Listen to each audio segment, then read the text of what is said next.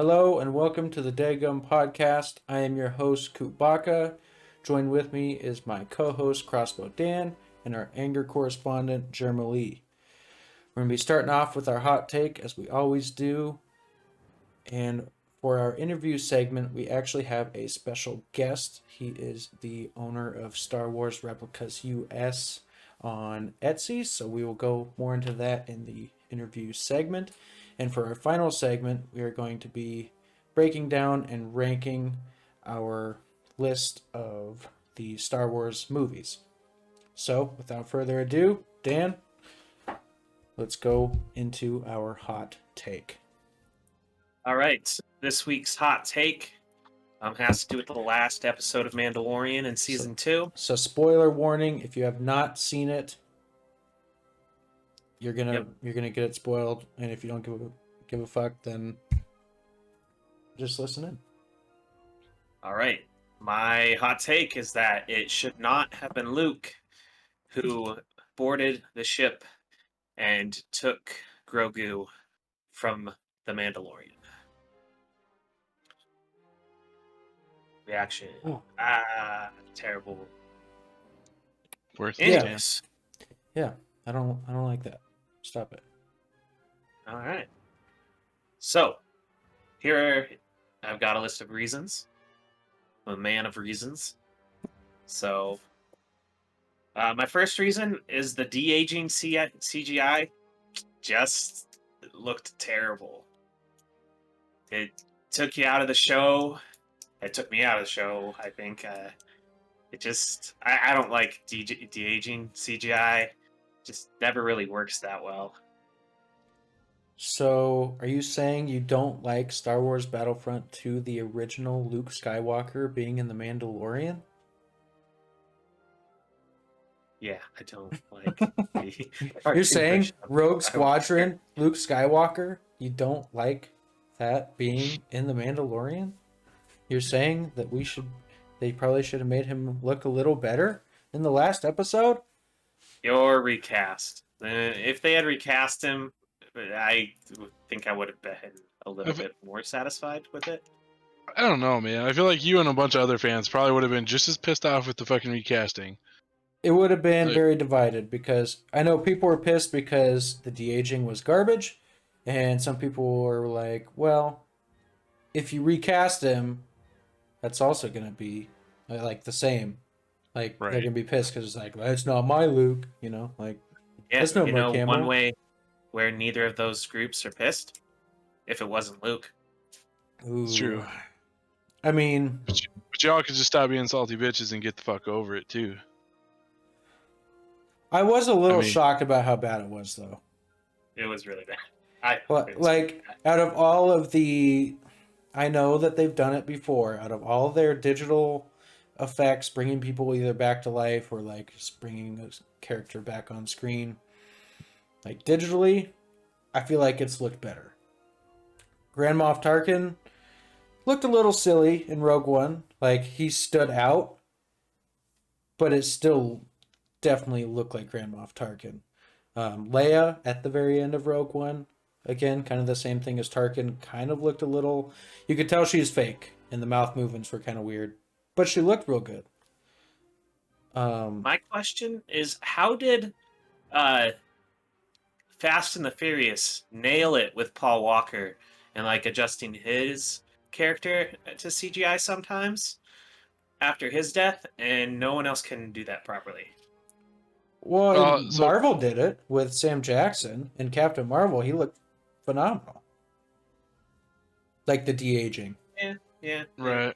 I felt Paul Walker's really wasn't a de-age. It was just to, like, replace, because they used his brother, if I remember right, as a stand-in, and his brother looks... I mean, they look a lot alike. So changing the few facial features to make it look like Paul, probably not the biggest deal. I don't know. I don't know. If everyone... It wasn't great. It didn't bother me enough to care. Like, I was just happy with the moment, so... I think it was just rushed. I think the technology is there to had made it look better. So I definitely think it was probably rushed. I wouldn't be upset if they just were like, all right, dude, go back in and fix it just for like future viewings. But I feel like deepfake technology, just even like looking on YouTube, is like better than that. Yeah, I like. What is it? Matt Stone and Trey Parker did their deepfakes. Nail them. Disney can't. I don't know. I don't know. But like again, I feel like Disney has successfully done it. I mean, at least fairly well. So I just don't know where it went wrong. Oh, better than that, yeah.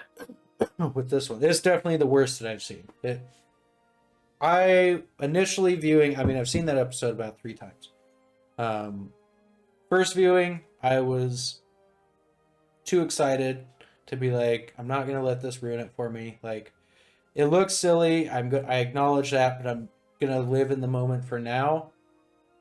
And then after it, then I can worry about it. Then upon second viewing, I was like, yeah, it's not very good. But everything leading up to that and his dialogue and everything, I thought was good. It was just, it didn't look very good. All right.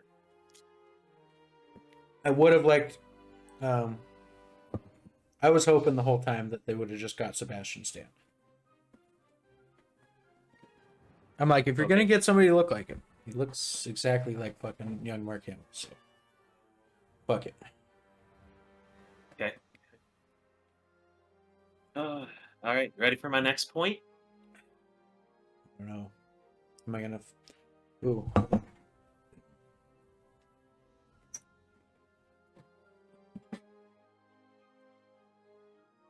You tell me, Dan. Oh no, is that a twisted T? Am I gonna throw this at your head with this next point? 5 points. I kind of want to keep this just in case. So the next point is, it felt like just total fan service, you know, just doing it because of nostalgia. It didn't feel like it felt right in the story because of that. It just felt like they were like, let's throw this in there to make fans happy, not actually create a decent story, you know? I mean, I get it's probably the biggest version of fan service, yes, but if you throw any other known Jedi in there, isn't it just all fan service? Like if Ahsoka comes back, if Ezra comes back, you bring Mace Windu back to life. Yeah, exactly. Like, I mean, it's all giant fan service either way you look at that point. Maybe. Again, points in the future to. Okay, that's fine. But I mean, you could bring back just a random Jedi too, and then you're just introducing another character, and you already have plenty of questions going into the end of this season. Like, I think they just wanted to leave that one as not a question. Like, you know, he's training with Luke. You kind of know what Luke's story is beyond this point, so it's like, it's a guided thought now instead of just where the fuck's he going? I liked it because I'm like, I feel like Luke, to me, was like the only right choice. I was like, you know, the end of episode 6, you know, you don't know where he's going after that. And then obviously if you jump way into episode 8, there's a whole bunch of shit that happened between them. You know, he trained Ben Solo, shit went down with there. It's like he was obviously trying to like train Jedi. And so I guess like why wouldn't he take Grogu? Well, and that brings up another good point too, is I don't know, I feel like Luke is just the right character because of kind of like what the sequels or, you know, the sequel trilogy did. Like, I mean, and no one here really cared what they did cared with what they actually did with Luke in the sequel trilogy. This kind of brings him back to that point, you know, that you left off in the Return of the Jedi, where it's like he's this badass and he's gone on again to try and recreate the Jedi. I don't know. It's what you always picture as Luke instead of this old grumpy hermit that he is in the later ones. I like that image a lot more in my head. If Grogu dies, though, I will understand why Luke was such a grumpy old man, because he failed Grogu and also failed Ben Solo. He's just not a very good trainer if they both end up being shit. For some reason, I don't think they're gonna do that, but doesn't this excellently move me into my next point? That's what I do. It's makes the plot messy. Where was Grogu in 7? His species certainly, lives to be old enough. Where was he at? Is he dead? Was he dead in the temple? Was he, killed by the Knights of Ren? Hopefully they explore that in the next season. Will they? Won't they? Who knows? What? But now it's just a big question mark. What if he doesn't become a Jedi? I mean, Well, that's I feel the like thing. What's the point of having Luke there? If he doesn't become a Jedi, it's like, shouldn't have been Luke. Well, what if? So he's so far behind on his powers because he's been out of training for so long. Say he starts training again, and I don't know. Like, you obviously, there was that little bit where he was with Moff Gideon, like fucking throwing people around. You're like, maybe he's got a little dark side in him. You don't know. We still don't know who took him from the temple. What if Sidious took him? Who knows? Who Be knows? weird. Like, maybe he's got some dark side. I mean, Ahsoka mentioned it. Like, he doesn't remember anything after being taken from the temple. All he remembers is darkness. So it's like, I don't know. Maybe he's got some dark side in him, and he's like, I don't want to become a Jedi. Maybe that's how they retcon it. And like, that's why he's not in the sequels, because he's not a Jedi. He chose not to be. True, or maybe he's just on another planet doing his own thing. Maybe there's a secret order and he's already training some more, younglings. Who fucking knows? I don't know. Again, it comes back to wanting to write questions for the end of season 2. I like the questions it wrote, and I feel like Luke gives you that best direction because, I mean, so at that point, like, who else is going to come get him? Like, the only options we know of are Ezra, Ahsoka, who already said she won't train him, and Luke. Who else? Yeah, like Mace's said to be alive. Yeah, we don't know if Cal. But that's the thing is, I don't think they wanted to add more options to the tree right now. They wanted to stick to the base of it, the homage of Star Wars, which again leans a little bit towards fan service. But I don't know. And instead of adding, like I said, more branches to this tree, you're just trying to keep it nice and simple.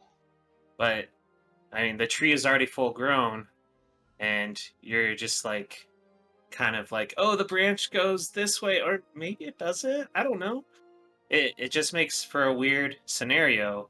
And when Rey says, "I am all of the Jedi," it's like, for that matter, where are these other people?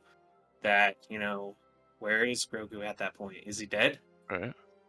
I mean, that very well could be. Who fuck knows? Maybe Ben did kill him. Didn't die of old age. He got murdered if he. Right, exactly. That's fucking fine. Yeah. But okay.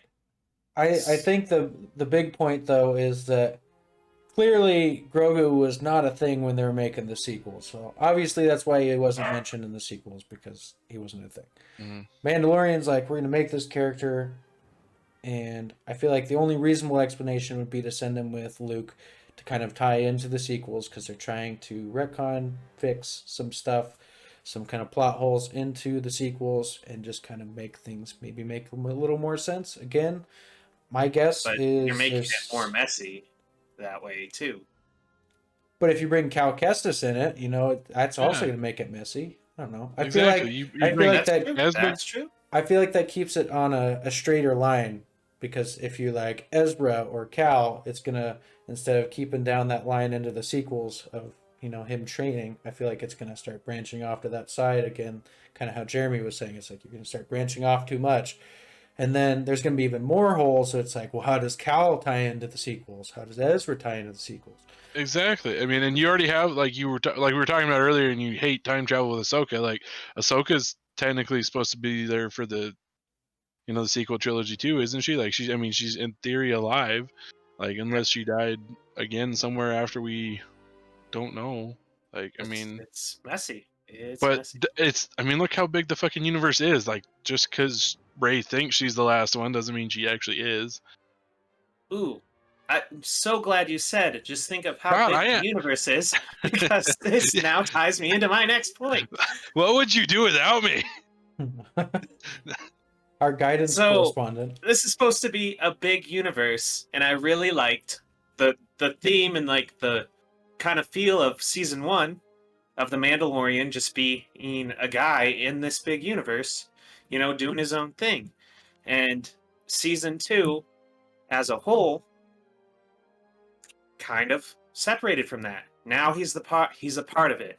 He's met Ahsoka, he's met Boba, he's met he now holds the Darksaber. Now he's met Luke too. It's just, it ties in too much to be just a big guy in this universe that's supposed to be huge, and everyone knows the same 3 people. I mean, Luke, Ahsoka, and Boba now know everyone. And how's that? That makes no sense. I'm okay with him, you know, going out and searching for other Mandalorians. So, to an extent, meeting, like, the other Mandalorians totally makes sense. And because they know Ahsoka, that makes sense. Boba's on Tatooine. Okay. That felt like fan service too. But Luke, it doesn't really make much sense at all in that sense. Where this is supposed to be a small town, like a small time guy. Like, I really like the episode where he finds Boba's armor in season 2. That felt like what The Mandalorian was in season 1. That was the best episode of this season. But as far as season 1 versus season 2, this season 2, it's all of a sudden a big universe, and that's not what I got in season 1. That's not why I like The Mandalorian. Season 2 was, I will wholeheartedly agree, there was a fuck ton of fan service. Like, just wanting to bring all these characters back onto the screen. You know, bringing Boba Fett. They're like, well, we have the Mandalorian. We could bring Boba Fett back. I was okay with Boba Fett coming back. I kind of wish we weren't getting a show. I would have been kind of cool with him dying in The Mandalorian. It's not like a full-fledged show, though, from what I heard. It's like a mini-series. Okay. Probably going to be like a 4 to 6 episode thing, I would think. But I thought the Ahsoka thing was cool. To maybe limit the amount of fan service that you're talking about. What if you scrapped Luke at the end? You never were introduced to Ahsoka, and Ahsoka was the Jedi at the very end. So that you got Boba as the main fan service part of it, and then at the end you get just a little bit of Ahsoka, and you're like, holy shit. And then maybe you don't have to go. But why would Ahsoka come back and not? I mean, why wouldn't he just? She's take him when they met earlier. That's what I'm saying. That never happens. It wouldn't work. It wouldn't work in that sense either. Because the one thing they did do right with Ahsoka is she isn't going to train Grogu. Because she wouldn't. Ahsoka will not train like anyone. I don't even think she would really, you know, try to train Ezra that much. You know. Sure. I do agree though. Like, I think they did a little bit too much of maybe kind of what Marvel does sometimes, where they're like, we just want to bring these characters in because they're going to have a movie soon, or they're going to have a show soon. Like, we got to bring them in so then you're hyped because they're going to get their own show now. I mean, I'm excited for the shows. It just happens too much in season 2. And Luke just pushes it over the edge. But it's fair. Sorry, go ahead. Oh, so I think part of the reason it happens so much in season 2, especially with Luke at the end, is because I think season 3 will be getting back to more him just being a bounty hunter. Probably dealing with a little bit of Mandalorian shit, yes, with the Darksaber, but I think you're going back to that without the whole Jedi thing. I mean, I think that was season 2 wrapping up very well on that. Yeah, obviously, like, I mean, he meets Ahsoka, fucking... That's fine. I mean, I don't know. I was okay with the again. I'm okay with the fan service because I'm more excited for season 3 now because, like you said, it gets back to that origins of season 1 and even early season 2 with the Crate Dragon episode, and to where it's Mando figuring out his own problems versus having to deal with the Jedi problems as well, which, at least again, from what I can assume, it would happen in season 3, and maybe season 4 again. It just goes back to fucking fan services. I'm okay with that. I kind of hope. I think I agree with Jeremy where it's like we got this fan service. It was great. I do think, with the Darksaber, I'm gonna be interested to see them go to Mandalore and see kind of the conflict between him and Bo. I don't think they're really gonna focus on Boba anymore because he's getting his own little show. They're not gonna focus on Ahsoka because she's already getting her show. I don't think Thrawn is really going to be much of anything in The Mandalorian other than probably a couple name drops because, again, he's probably going to be in the Ahsoka show. And Luke, I would maybe see just a little bit in The Mandalorian just from training, but I don't want it to focus on Luke. I want it to focus, if they do it, just maybe on Grogu, on what's going on, but I don't need a lot of it. I think at this point... I think... No, you're good. I think that it'll be a little bit more confined again because they're all the people that we got fan service for. They're going to kind of go off and do their own thing again. I think you're kind of absolutely right too. Like you shouldn't see Boba or Ahsoka because they're shows / miniseries. And I think the only other time we're going to see Luke again is when you're visiting Grogu's training, and Mando just wants to see Grogu and see where he's like at as far as progression. And then the other thing I think I thought about too is like it also helps set up the world around Mando and like what's going on in the universe to get to the sequel trilogies. Like it's just outer world story building, which you kind of have to have. That way, it helps you give a good place in time where the Mandalorian takes play. It is established. That way, you can get a sense for how things are progressing. Yeah, I don't think they needed Luke to do that. I think Ahsoka definitely, already established, what's going on in the world and stuff at that time. So like Coop said, though, I think Ahsoka is more not necessarily to establish the timeline, but establish her own show. I think that's what she is there for. And I think Boba's the same way, whereas Luke, again, ties it back to the movie trilogy, Like, in order to build this world in to where it ties into the sequel trilogy, which I'm okay with. I want world building leading up to the sequel trilogy because if it makes the story better into the sequels, I'm cool with it. Like, right. I want all this world building between 6 and 7. And that's why I think Luke was a good choice because obviously there's a big time period between 6 and 8, or I guess the end of 7 into 8, when we saw Luke again. It's like, he did something. I was like, so that's why I thought he was a good choice. So I was like, you don't necessarily have to explain too much other than he was trying to train Jedis, bring the Jedi Council back, and kind of restore Jedi, and then obviously failing. So we just need to kind of see the rise of it and then the fall of it again. We don't have to see a bunch of Luke Skywalker stuff. We just need to see what he was doing. Because I'm honestly interested. I want to see why the fuck he becomes such a grumpy old man. Obviously, something went wrong. And I mean, they could be setting up Luke just like they set up Ahsoka and Boba too. I mean, they could announce a fucking Luke show at any time.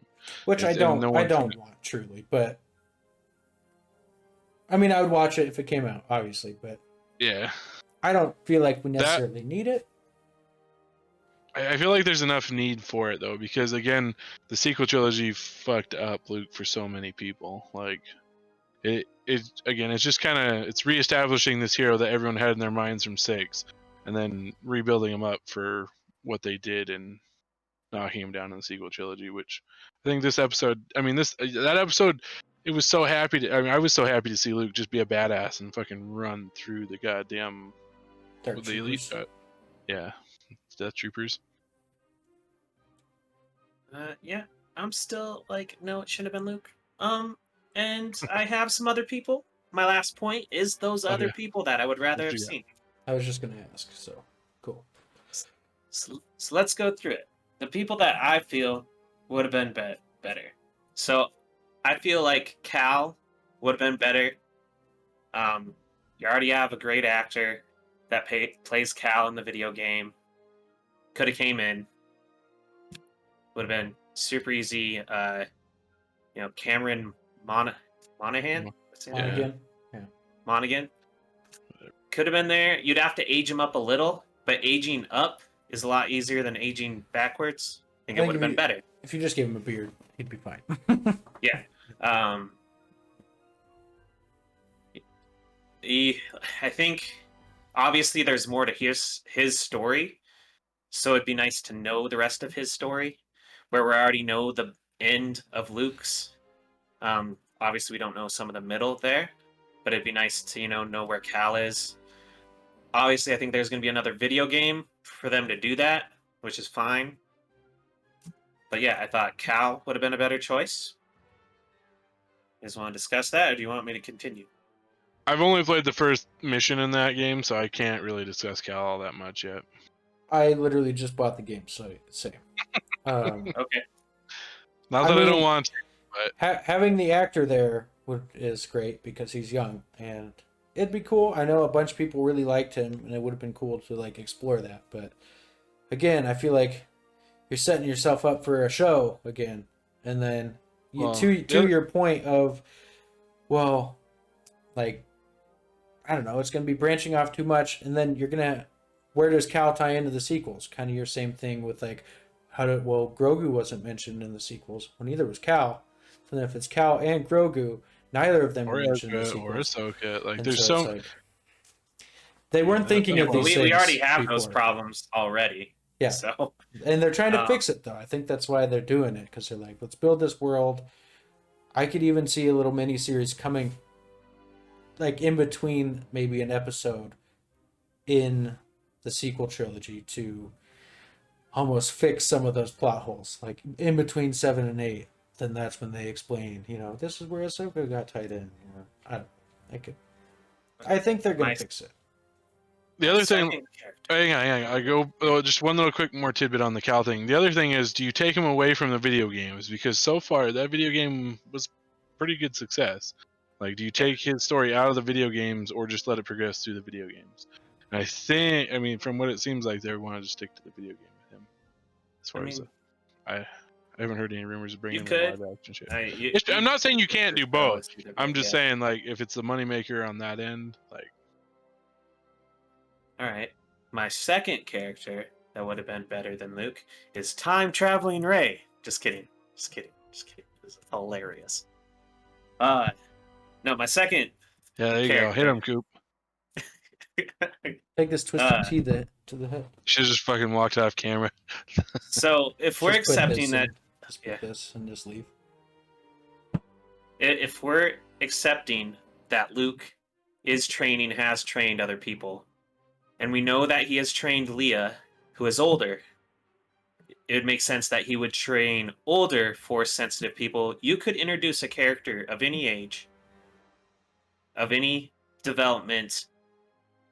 You could just have a new character, and you could put them in to this. They don't even have to tie into, the sequel trilogy.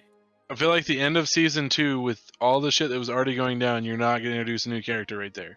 It's just not a good. It's not a good, plot device in my mind. Unless you wanted to have another show about Grogu and his training. And that's fine. But guess what? They can do that with a fucking Luke show too, and just recast Luke.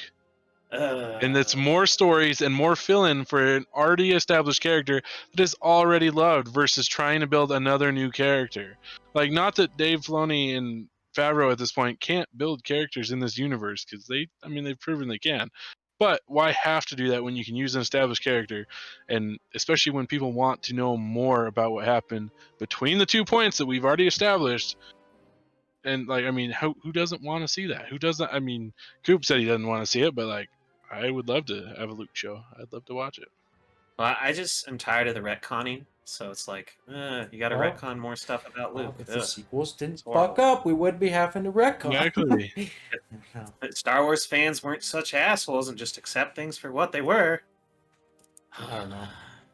Yeah. I just again, I'm fine with the sequels. If I feel like with all these shows, though, I think they're gonna world build, and they're gonna have, that time period of Luke. I think they're going to fix Luke as much as they can, and I think that's the best idea instead of introducing somebody else or somebody for another show. I think fixing that character, that legendary character that everybody loves, and being like, well, this is his whole story. I mean, I don't know. I feel like that's the best choice. I don't think you have to fix him. He had an arc. He grew. He changed. People change as they grow older. Obviously, he had experiences happen to him. His nephew turned to the dark side, and it was his doing. That's going to change a man by itself. It's true, but as legendary as Luke was, I feel like it would take a little bit more. Like, I mean, I think that's everyone's thought process on it. And what's wrong with establishing what the fuck happened? Okay, so say he does take Grogu to train, and he loses Grogu too. Fucking someone kills Grogu. Like, that's just more to his sack of what happened into the sequel trilogy. That's fine, exactly. But does he need more from me? He doesn't need more. He was just a kid. He doesn't need more from you, but he needs more from a shit ton of fandom. Full grown, wise person. He was still growing. Exactly, and that's where they're establishing. He was what? This is supposed to take place 5 years after 6, I think, something like that, 5 to 7. Yeah, I'm not saying that he didn't have an arc. I just feel like it could. The reason why he was so angry could definitely be more fleshed out, other than just be like, yeah, my nephew got mad, so I'm done. Like, I feel like I kind of want Grogu to die. I love Grogu. Right. He's fucking great, but I think in order to really establish what happened to Luke and why he's so angry and hesitant to train Rey, failing, I kind of hope Kylo kills Grogu. Or Ben kills Grogu. Or something happens where it's Luke's fault. He's like, I fucked up. And then he continues, he's like, I really only have Ben Solo left. And then he's like, I can't do this. He becomes hesitant because of Grogu dying, and so that's why he fails Ben even more, because he's like, I'm not made out to train. I mean, just because he's a Jedi Master doesn't mean he's a great trainer. So the other thing with that too is like, I want to, like, it's fine that he changed. I get your point. Like, you see the evolution of how Ben going to the dark side changed him to this grumpy old asshole. Whatever, that's fine. But I want to see the point where Luke decides, from taking on 2 Sith by trying to talk it out basically at first, to just, I'm gonna slay this fucking guy that's turning to the dark side in his tent at night. Like, that's what I want to see. What made that point happen? Like, you don't get to see it because he just has this thought. It's like, I'm gonna fucking kill Ben in his sleep. Like, the Luke Skywalker you see from 6, just there's no line there that I can imagine without more filler that says, oh, he's gonna fucking kill him in his sleep. Like, that's one thing that in my mind never ever would have happened. Like, I need more of a reason to know. Exactly. You're literally talking down 2 of the most powerful Sith, or you're trying to talk down 2 of the littler. Anyway, yeah, you get what I'm saying. Literal power. No, motherfucker, I lost it. He's trying to talk him down, and they're 2 of the most powerful Sith that you've ever seen, and he's trying to talk it down with his father. And like, I mean, you're not gonna do that and then slay this fucking 15-year-old kid because you're scared of him. Like, I never saw Luke doing that, and I think a lot of people didn't. I think they were just going for people get more conservative as they get older, and they get more fearful because conservative people are scaredy cats. But but it's just a character development that I want to see happen. It's okay to want to see that happen, but adding in Grogu almost makes that more messy. Not necessarily. It could clean it up just as easy. Again, it leaves the good questions, whereas having another Jedi leaves even more open questions that I'm not okay with. Like, sure, it's Cal, I mean, but then I have to go, again, Cal, I mean, what about the older fans that don't play video games? Then you got to go and deal with Cal. You got to play a video game to know him, or read on him, all kinds of different shit. Like, and then old people will be upset because they're like, who the fuck is this Cal guy? Exactly. I need to know. And then okay, who's your third? Or this one, just so we know, it's another one, just so we know he's alive, makes him a better choice. Let's see really old Mace Windu, Samuel L. Jackson, showing up. I mean, I would have been I would have been more okay with him than a disciple of Luke. But at the same time, I feel like I don't know if Mace at this point would go back to training people, because again, I never really saw him as a trainer either. He was just a badass Jedi. If I got Mace, I would need Mace to die by the hands of Boba Fett. Full circle. I need that to happen. Because of Mace chopping Jango's head off, I feel like it only makes sense that it comes full circle now that Boba's back.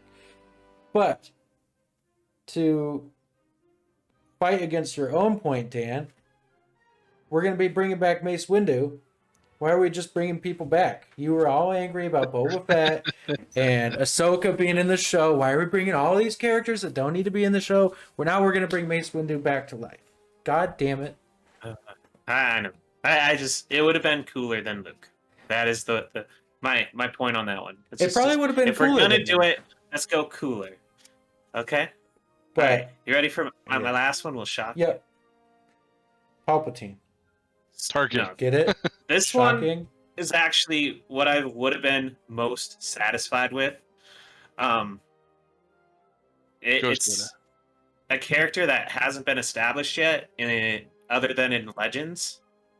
I would have liked to have seen Mara Jade answer the call here. The Emperor's hand showing up, still as a dark side person. And to give your credit, in the Legends, her and Luke kind of fall in love. Maybe that could be the plot point to she eventually meets up with Luke and he loses her. It breaks his heart, makes him that grumpy old man. Introduce her. And I don't know if you guys have actually read those Legends.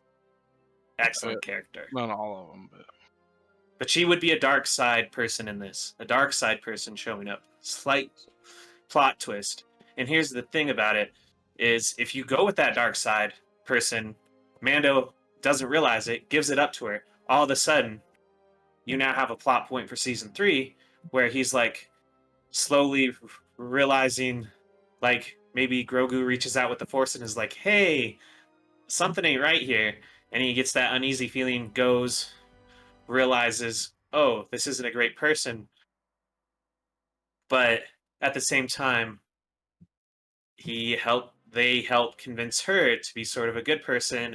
Then you can bring Luke in to meet her, because I think it's more tragic if he loses her. That makes more sense to make him the grumpy old man. I'd be okay with that, I guess. I'd still like the idea of, again, this is arguing the point, is I still feel like Luke taking Grogu at the end and training him is still the best choice. Out of all those choices, I still think Luke training Grogu makes the most sense and is going to build Luke's character and flesh him out even more, to me. Out of all those choices. Yeah. See, I don't know. It's just, I don't think it solves the problem of his story arc. Because even like Obi-Wan lost Anakin, someone who was his brother and his Padawan. And he still was willing to train and go on and fight for it. And now Luke can communicate with Obi-Wan. You don't think Obi-Wan would be able to talk Luke through that? Doesn't make much sense. I think the difference between Luke and Obi-Wan, though, is like Obi-Wan was in the Jedi Council. He very much had the beliefs of, remove all of your connections, remove all your emotional connections. And that's not true at all. I mean, Obi-Wan was in love with the Mandalorian. He was, but then he left, to be part of the Jedi Council. And so he very much, more than Luke, because Luke was never part of the Jedi Council. So I feel like he never had to experience really removing any of his emotional attachments the way Obi-Wan did. And so I feel like, I don't know, Luke being more upset by losing all these people makes more sense than Obi-Wan losing Anakin, because again, I don't know, I feel like Luke probably would be more emotional than Obi-Wan. I would argue that Obi-Wan has suffered more tragic losses than Luke ever could have. Yeah. So I don't think that point makes any sense at all, but Obi-Wan can now talk to Luke. So I don't see how, with Obi-Wan being that mentor to Luke, like just those small little, like, hey, you lost someone you trained. I did too, man. And it became, the most evil thing on earth, but I pulled through, It doesn't make sense to Luke to, just that happening to him twice to cut himself off from the Force. That doesn't make sense for a legendary character either. But I guess, to me, he never had to really experience it until then, though. Like, he lost his dad, but I feel like that's a little different.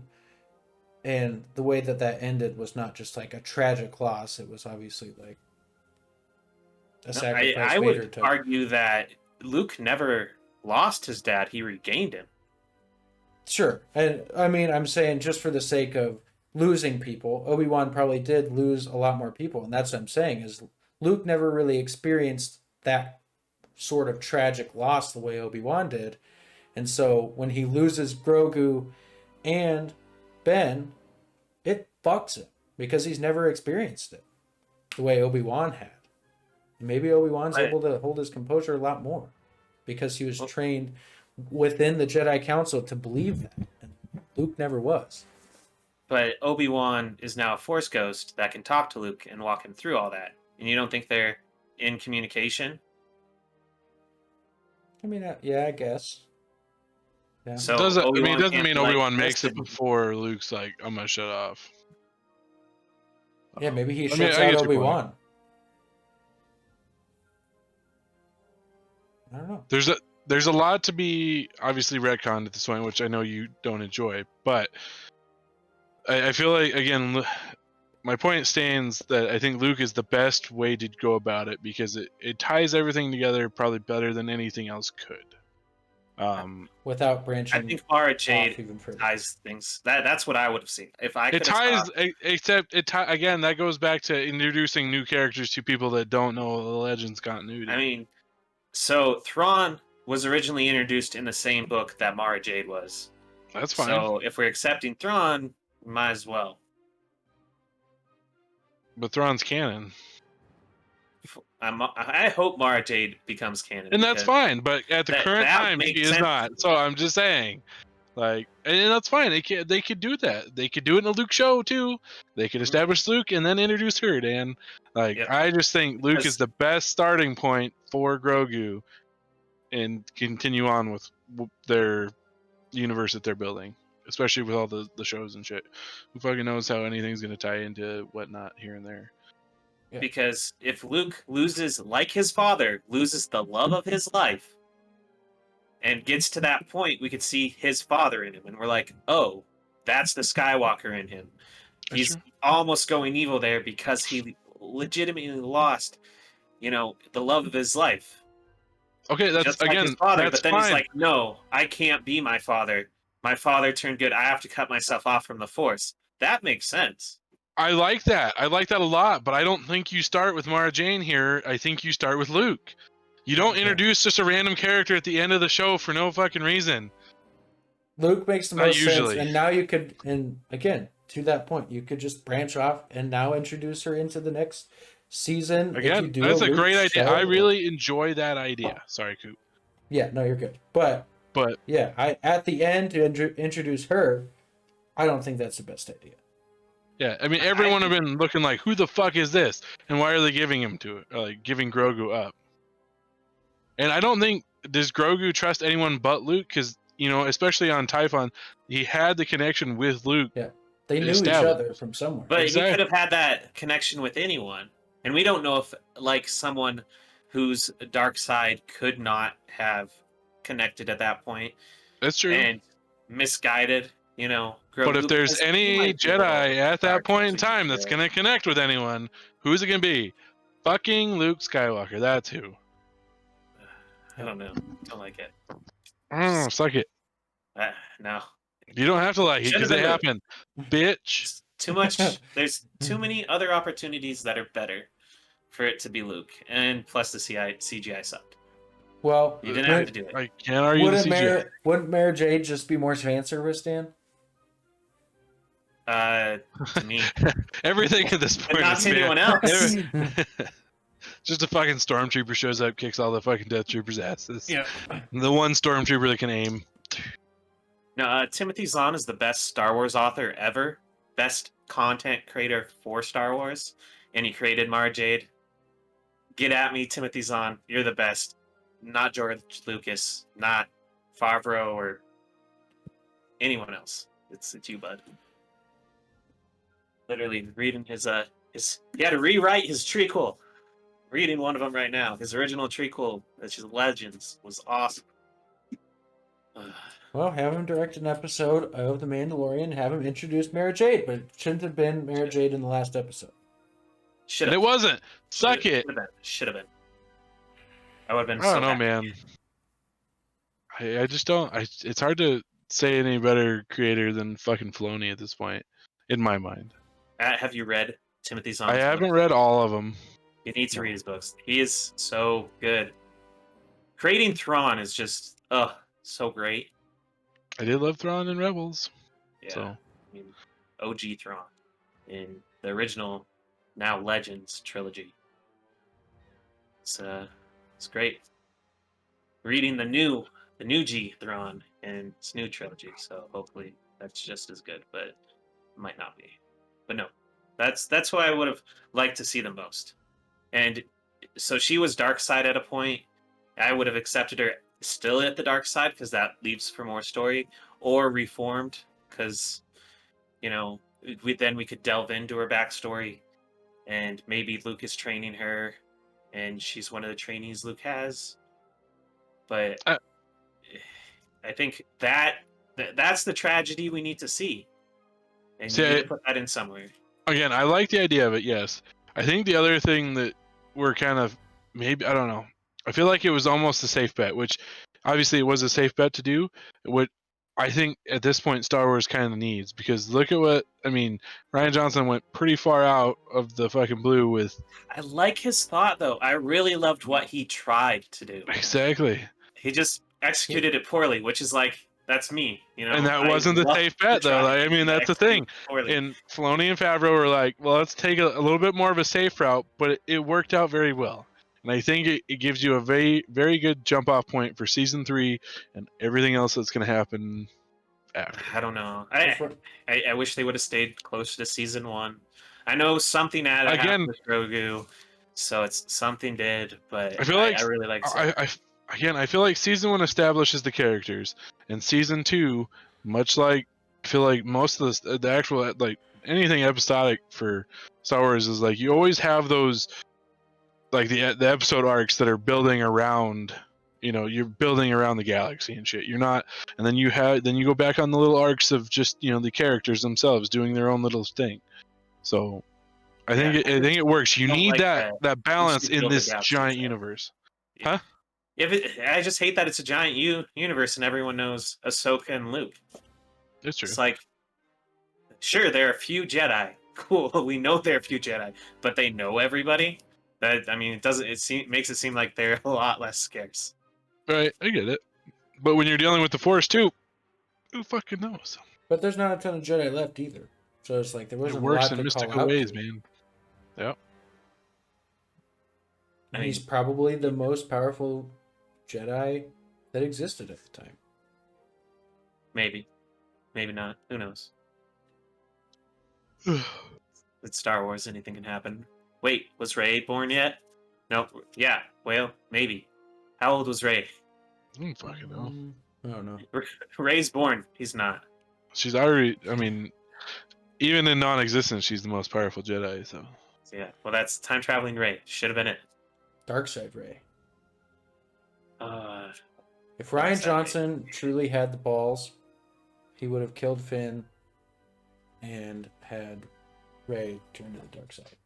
Or even almost turned in the last episode. I wrote that story, Cooper. I know. I told you that. I know, but you were saying that you liked what he did, but I don't know.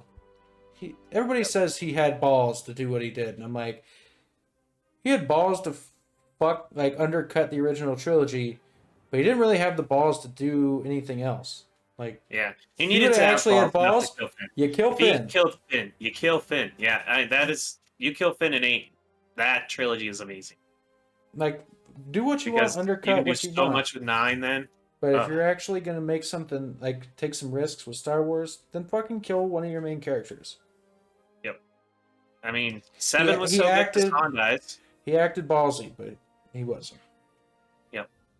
I mean, 7 was okay. I did not like 7, obviously, but it's like Han dying added a bit of an effect to it, but it was obviously so hard to not have New Hope. So I was pretty shocked in the theater. It was very telegraphed, though. Anything I thought was sad was just like, they kind of. I'm a fucking robot, dude. You know how hard it is to make me cry? I mean, tearing up in the theaters. 7 was good when it came out, but now that the whole trilogy's out, 7's not as good. I really wish they had stuck to one director that whole trilogy instead of. Yeah, that was a problem with it. Have Ryan Johnson do the whole trilogy. I'm sure it's fine. They aren't. Isn't he doing a whole trilogy, like a separate universe?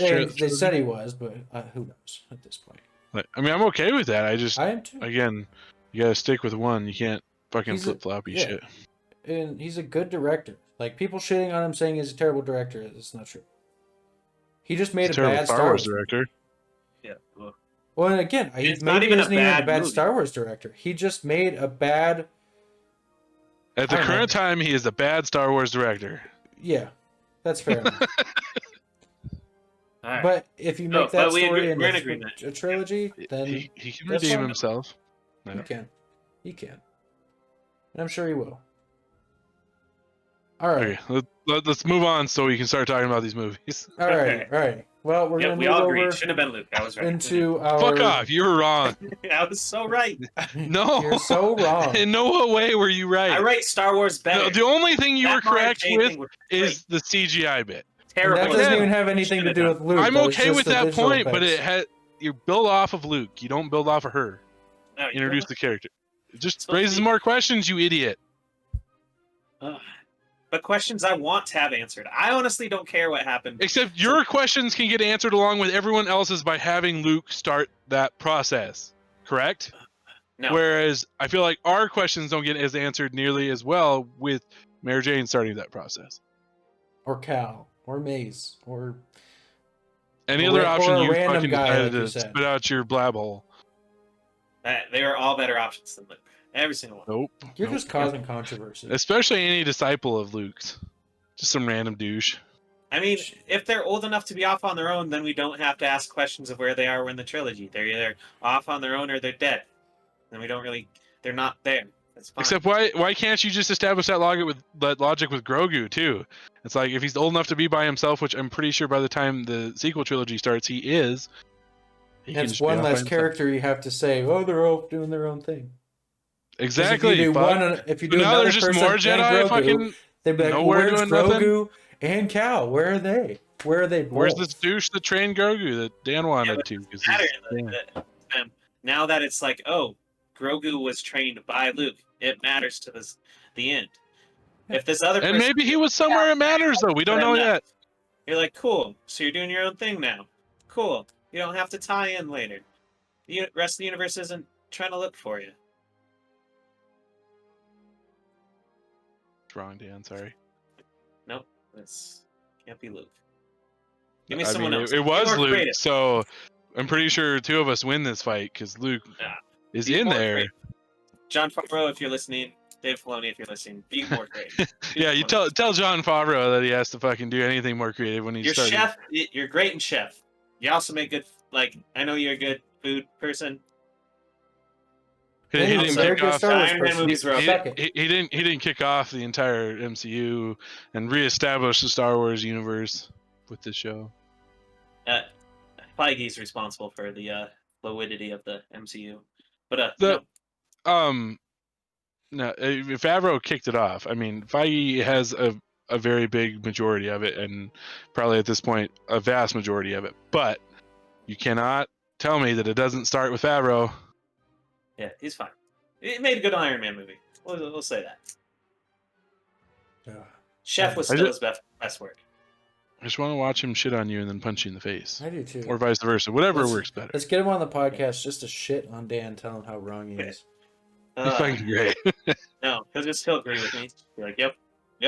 I never even thought of that, man. He made the choice. Yeah. And he's like, yeah, I'm gonna agree with this little twat on the internet. Yep, that's what would happen. All right, we're done. Cutting you off.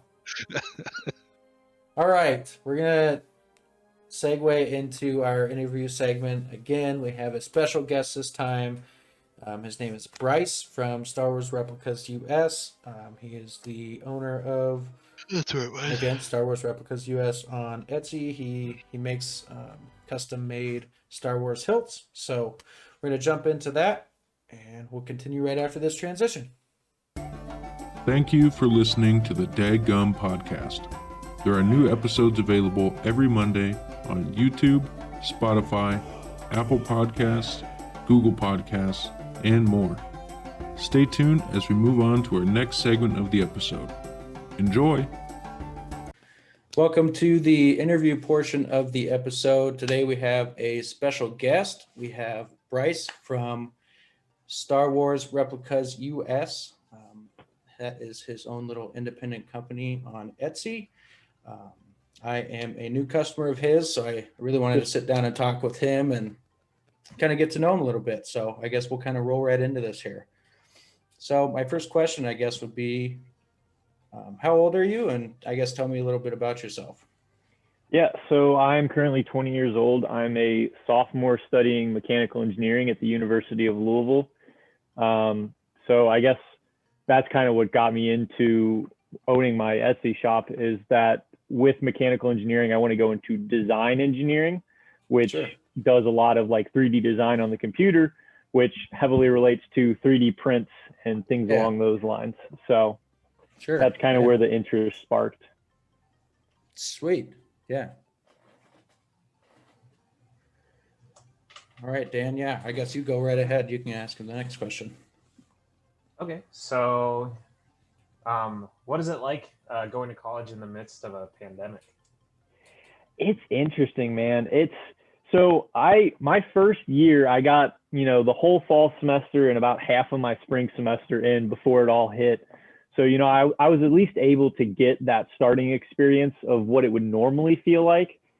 So I am able to compare how a normal semester would feel to a COVID semester, and it is way different. Honestly, it's rough. I mean, online schooling is never fun. And especially being in engineering, which is, notoriously one of the tougher things to do in college, it's really rough online, trying to learn calculus over Zoom, a lot harder than it would be in person. And, there's a lot of things like, staying on top of your work and staying motivated and all that. It's definitely a challenge for sure. What are labs like? So I had a lab this last semester. It was a mechanics of materials lab.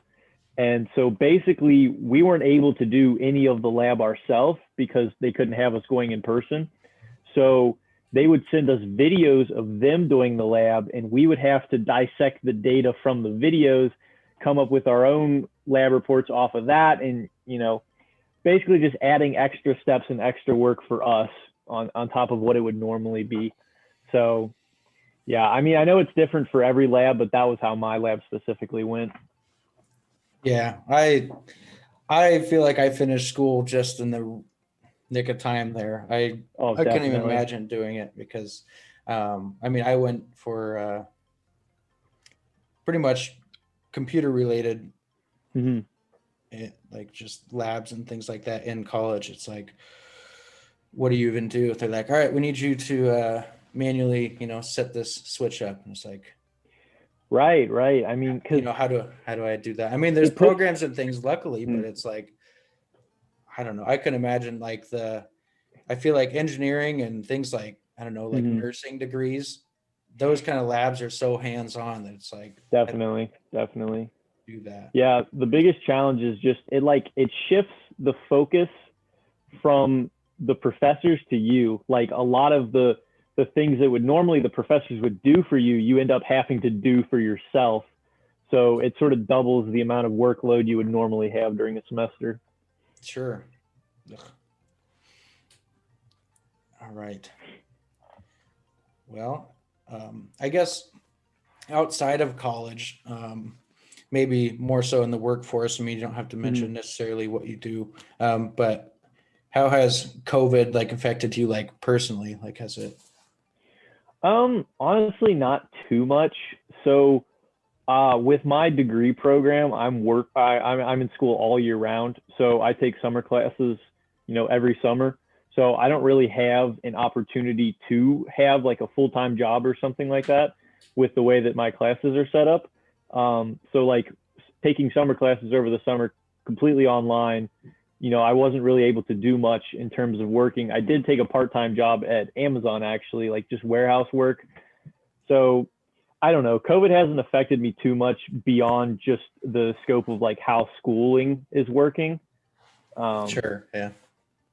Yeah, and then like with my family personally, nothing serious has gone on with that. So, well, that's good. That's always good. All right. So, tell us about this business you have and what you do. Yeah. So, like I said earlier, I want to go into design engineering. And so what actually started me on this path was I took a class last spring where we did a lot of CAD work, which if you're familiar with CAD, it's basically just an online 3D design program. And so I really enjoyed that class. I liked designing these pieces and whatever. And so that sparked my interest, and I continued to work with that over the summer. And then I ended up buying myself a 3D printer towards the end of the summer, and was just, printing off random things that I would come up with. And then I was looking around the internet and I found files for lightsabers, and I'm like, oh, that would be awesome. Like, I'll print one off, I'll make it, paint it, do whatever. And so I did that. I made a couple for myself, just to put up on display, and didn't really think anything of it. And then about halfway through the semester, because I wasn't working, I was just doing school full time, I was running low on money, and I'm like, well, shoot, how am I going to like keep myself afloat? I don't really have time for a full-time job. And luckily one of my roommates actually was like, well, these lightsabers are pretty cool, you could try selling them. So I just threw together a shop real quick, put up pictures of them, and just the orders started coming in. I mean, I think I chose the perfect time to start one because it was, right before Christmas. So there was a lot of those orders coming in. And, with COVID, everybody's looking for something to buy online. So, I mean, it just kind of fell into my lap. And I've just been expanding it ever since. As I get in more orders, I can start making different hilts to sell. I can start, working on other items, and it just keeps growing. And so I actually, about 2 weeks ago, I bought a second printer so that I could up my production time and get things out faster. Nice. And yeah, I mean, that's just how it's been going. And I think I'm really fortunate that it's been working out my way, and I'm enjoying it. I mean, I'm a huge Star Wars fan. So to be able to make money from basically doing what I was doing in the past for fun, it's just a perfect situation for me. Yeah, no, for sure. I guess just kind of playing off that, I guess what made you specifically pick like hilts? Was it like, were you looking for those specifically, or is it you just kind of stumbled upon those and you're like, oh, that'd be pretty sweet? Or so I had originally, like, being a huge Star Wars fan, I had always looked around for, lightsabers to own. And, you go anywhere online and you'll find like, you've got the Galaxy's Edge ones, which are like $200, $300. You'll find like these other sites that have similar things, but they're still upwards of $100. And, I'm a college student. I don't have the money for that kind of product. So when I got that 3D printer, it kind of clicked with me, and I'm like, well, why don't I just make my own? And so I did that. And then I'm, realizing that I'm sure there's tons of other people in my same situation where they don't want to spend $300 on it. I'm like, well, if I'm enjoying this product for cheaper than what you would normally get something, I'm sure other people would love to as well. And so that's just kind of the path it's gone down. Hilts was the start because, like I said, a lightsaber was something I was always looking for. And now that the shop's continued, I'm hoping to expand into other stuff, helmets, armor, blasters, side weapons. I just put up a little thermal detonator on the shop because I thought that was fun. Yeah, I saw that when I just pulled up the site. That's pretty sweet. Yeah, I was gonna kind of roll into that if you were gonna venture into other things. Do you think like it would probably just stick to Star Wars, or do you think you'd go outside of that? And that's the thing. I just started with Star Wars because that's what I'm passionate about. If the shop continues to grow and I continue to have success with it, I'm definitely open to expanding into other things. I mean, with a 3D printer, the opportunities are endless on what you can create. And so, yeah, I mean, if I have the time for it and there's the interest, I would certainly keep expanding outwards. Nice. That's pretty sweet. Mm-hmm. Yeah, I think along those same lines, do you plan on like building your own website, getting outside of Etsy, and just kind of? Well, see, I don't know. So because I did just start this a little over a month ago, it is still very early on, and so far Etsy's been doing well for me. I am in school full time, so I don't have a lot of time to put into it. So right now the workload I've got and that it's perfect for me. If I ever have more time freed up to where I can expand into, starting my own website and doing it separately, I would definitely be down to do that. It's just, with my current workload, there's only so much I can do, Yeah. Yeah, I get that. College, I mean, college itself is like a full-time job. So it's like, but you got to make money somehow. So I think that's a Definitely perfect choice. As a seller on Etsy, is there any sort of like fees or anything? Like, is there anything that's like you wish? Yeah. So better? It's actually really not that bad. So with each like listing you put up, you have to put up a listing fee just to have it on the site, which it's like 20 cents each time. So it's really not a big deal. Oh, sure. And then with Etsy, they have their own advertisements where they will put like items that sellers have on different websites. And so if somebody from a different website clicks on an Etsy link and it takes them to my shop and they buy it from that, Etsy will take like 15% of the profit, but that's only if it comes from an off website ad. So if somebody's just searching through Etsy and they find my shop and they purchase an item, they won't take any of that from it. So there are some fees, but it's pretty manageable. It's really not too big of a deal to me, especially because, this isn't my full-time career money and source of income. So I don't have to worry as much about, trying to get every little penny out of it. Sure. No, yeah. I mean, I've never sold, so I was always just curious. I never knew what the selling experience was like on that. So. Yeah, I mean, and it's super nice. So like they do everything for you basically up to, it's very controlled and it's very easy to manage. So like you'll even get discounts on like shipping labels and stuff because you're going through Etsy. So they really simplify the selling process for you. Okay. All right. So you say you're a big Star Wars fan. Let's talk about, I guess, who's your favorite character? Maybe what's your favorite lightsaber? I would have to say that Obi-Wan is definitely my favorite character.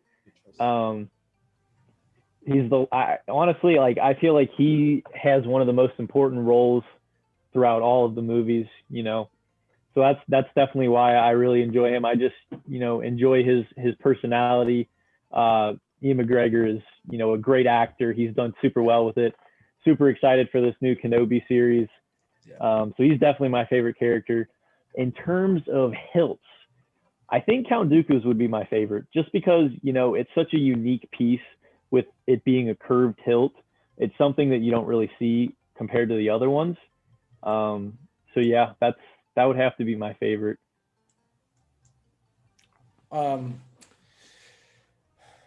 Do you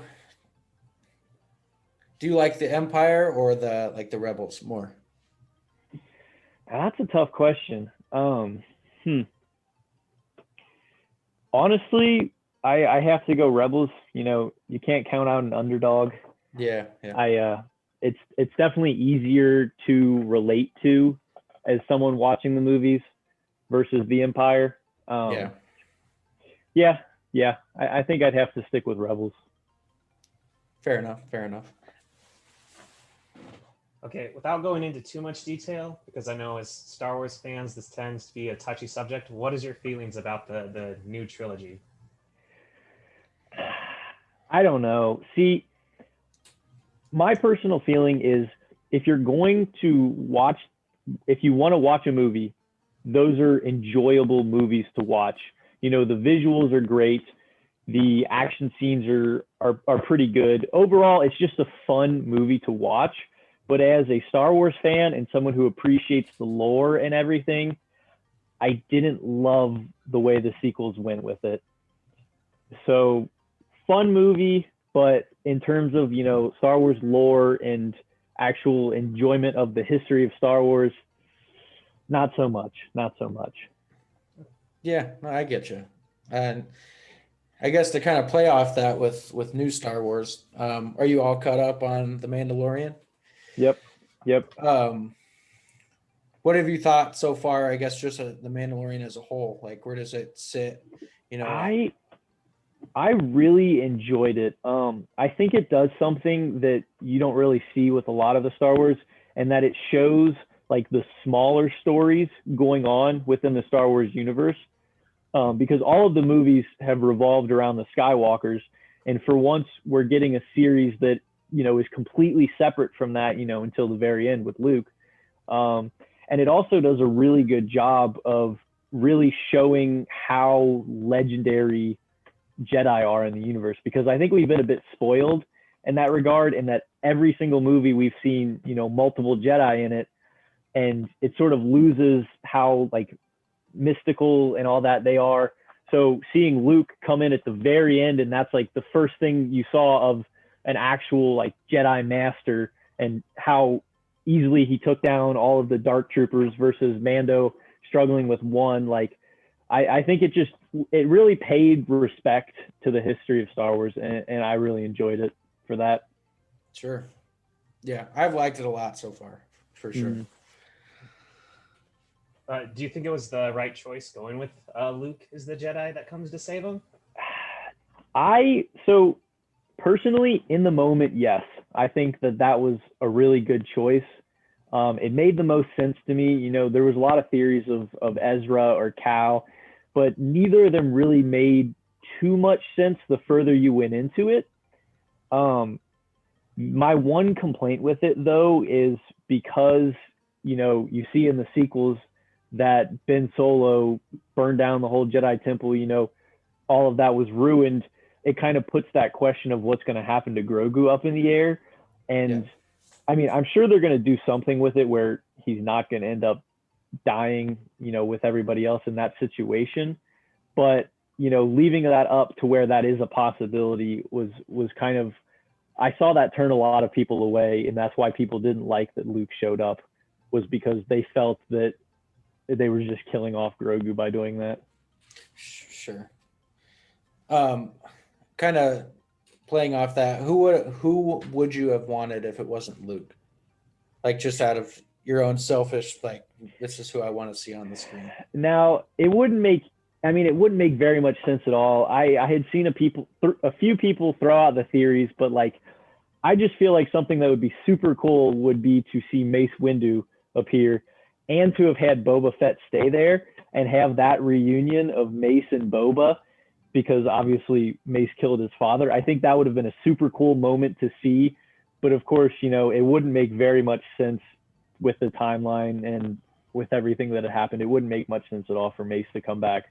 But, you know, as a Star Wars nerd, I think that would have been awesome.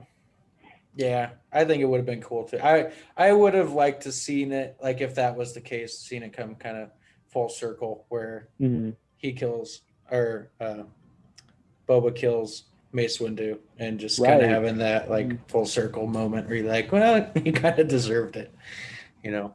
Right. Well, I mean, the new Boba series is coming out, so maybe they do something there. I mean, you never know. Yeah. Yep. For sure. So, speaking of the new series, like all of them, which one do you think you're most excited for? I forget what it's called. I think it was called Accolade or Acolyte, maybe. Acolyte. Yeah. Yeah, Acolyte. That one sounds super intriguing to me because it was like, based on what I've read, it's based in like a timeline like really early on, like almost Old Republic-ish, kind of in between that and High Republic. So I think that'll be really interesting to see a new era. And then it kind of is supposed to revolve around like the dark side of the Force, which, you know, we haven't really gotten a ton of information on in the series we've had. Like, obviously it's always been there, but we don't know too much about it. So I think that'll be really interesting to see that aspect of it.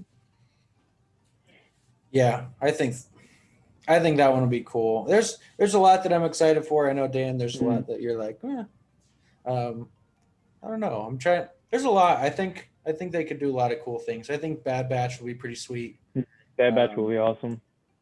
And I think what'll be really cool is to see live action Thrawn, just to see where they take it. Yeah, that should be really interesting. Mm-hmm.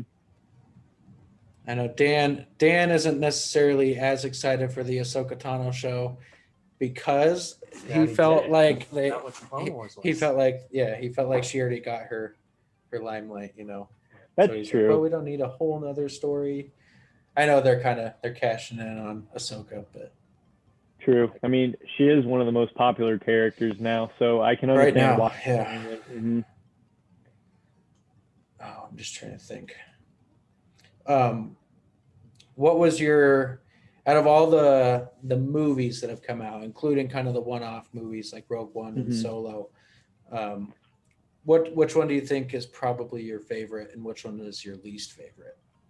Revenge of the Sith is definitely my most favorite. You know, it was what I grew up on. You know, I was born early 2000s, so the prequels were the first Star Wars I saw. So, you know, even though they've gotten a lot of slack, it's just what hits closest to my childhood.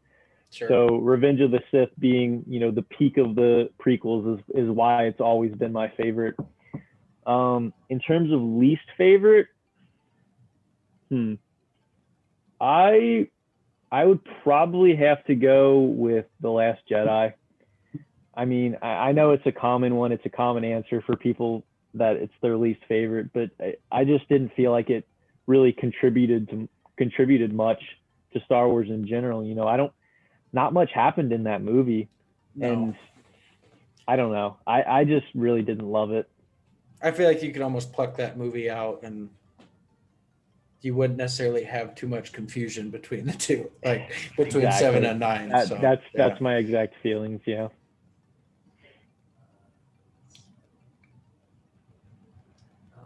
So, what were your feelings like when Disney purchased Lucasfilms and then, you know, made what was canon Legends? Were you a fan of the Legends? I've never like, you know, read the books or any of those things, but I did play like Knights of the Old Republic and those older games, and I did like, you know, reading about the lore online and all that. So I guess it was in a way a little disappointing for them to basically say it wasn't canon anymore.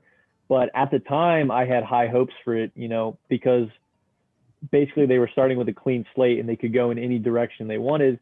And with the success that Disney had had with Marvel, you know, the hopes were there that they were going to do something really good with Star Wars. And then hi, my cat's in the background, sorry. No, you're good. But so originally, like with the sequels coming out, I'm like, oh, you know, this is a really good opportunity for them to really like, you know, expand on it. And then, you know, they didn't live up to the expectations that I had. You know, I think Jon Favreau and Dave Filoni are doing a really good job of kind of steering it back on course. So I do have high hopes for the future, but there was a time period where I was kind of disappointed what Disney had been doing with it. Sure. Yeah. Well, gosh, I can't really think of any other questions outside of that. I think that was a big chunk of those. Mm-hmm. I mean, we got a lot of good questions, got a lot of good answers. No, that was definitely that was good. I guess, I just wanted to really, thank you for joining us and taking some time out of your busy schedule. I know around the holidays it gets kind of iffy on making time for that, so appreciate you sitting down and talking with us. I mean, I appreciate you guys having me on. It was a fun time. Yeah, no, I mean, I wish you the best of luck with the rest of school. I hope 2021 just in general gets a little better. Right. I'm hoping the vaccine dies some of this stuff down, so maybe we can get back to at least semi-normal. But definitely. And as a new customer, I'm actually very excited for the Asajj Ventress hilts. They're definitely a very cool one. I've been working on it, and I'm excited to see how it turns out. Yeah, I think they're gonna be sweet. Dan, did you have any last minute questions that you wanted to throw in there? No, I just want to thank you for allowing us to interview you, put you on. Definitely. Well, I appreciate it, guys.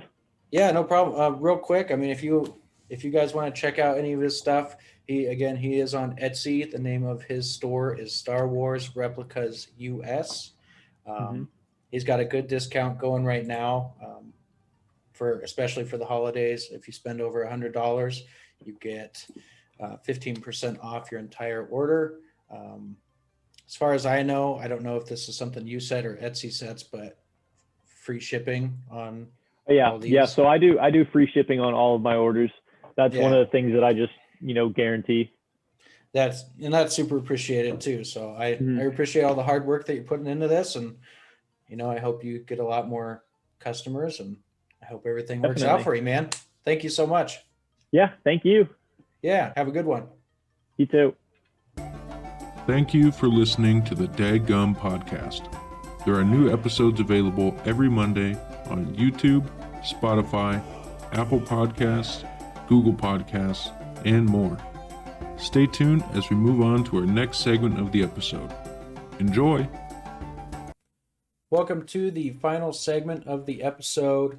Today we're going to be breaking down and ranking all 11 of the Star Wars movies. So we're just going to kind of each run through our list pretty quick so I'll just do my 1 through 11. Dan will do his 1 through 11, and Jeremy will do 1 through 11. Obviously, we're going to start from worst to best. So I'll go ahead and start. So with number 11, the worst Star Wars movie to me is The Last Jedi. Shocker.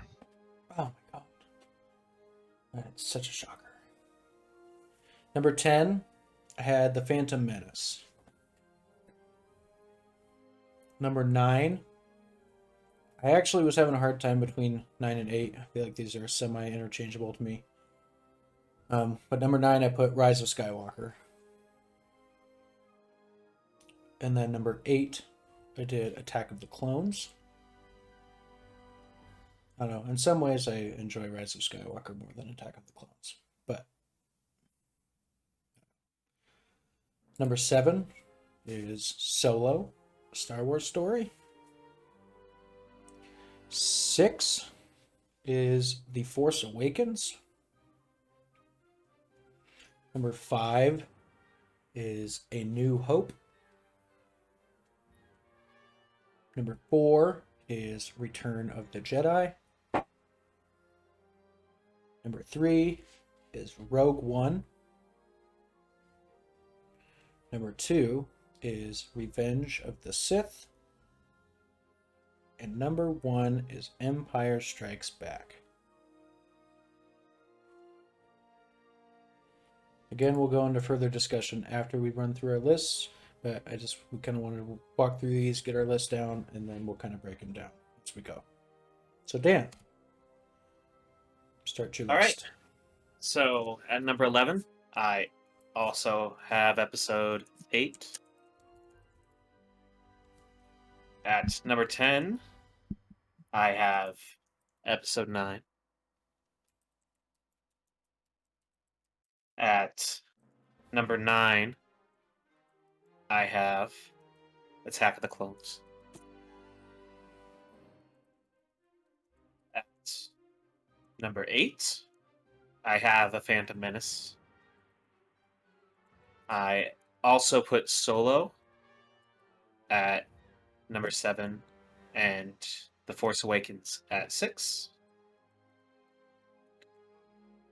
For 5, I have Rogue One. For 4, I have Episode 6. For 3, I have Episode 5. For 2, I have Episode 3. And for 1, I have A New Hope, Episode 4.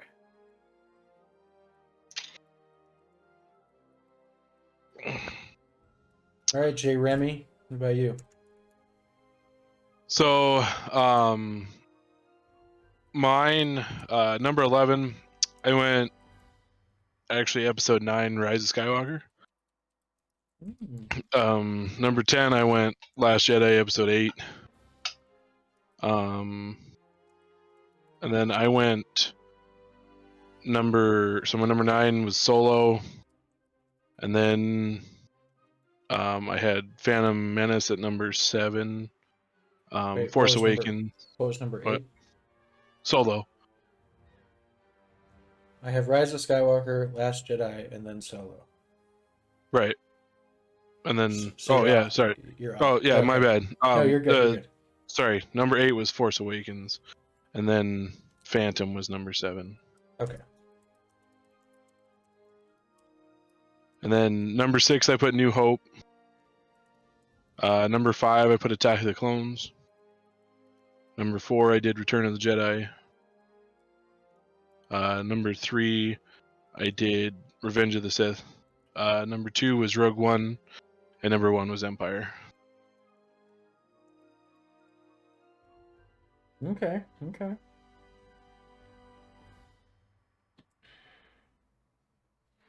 Interesting. So I guess just to start off, I went with Rise is probably the worst just because it had to do so much retconning from 8. I actually think I like we're kind of talking, Rian Johnson had some good ideas, they just weren't executed very well in 8. Yeah. But there was a couple of scenes that I enjoyed. Maybe more than Rise.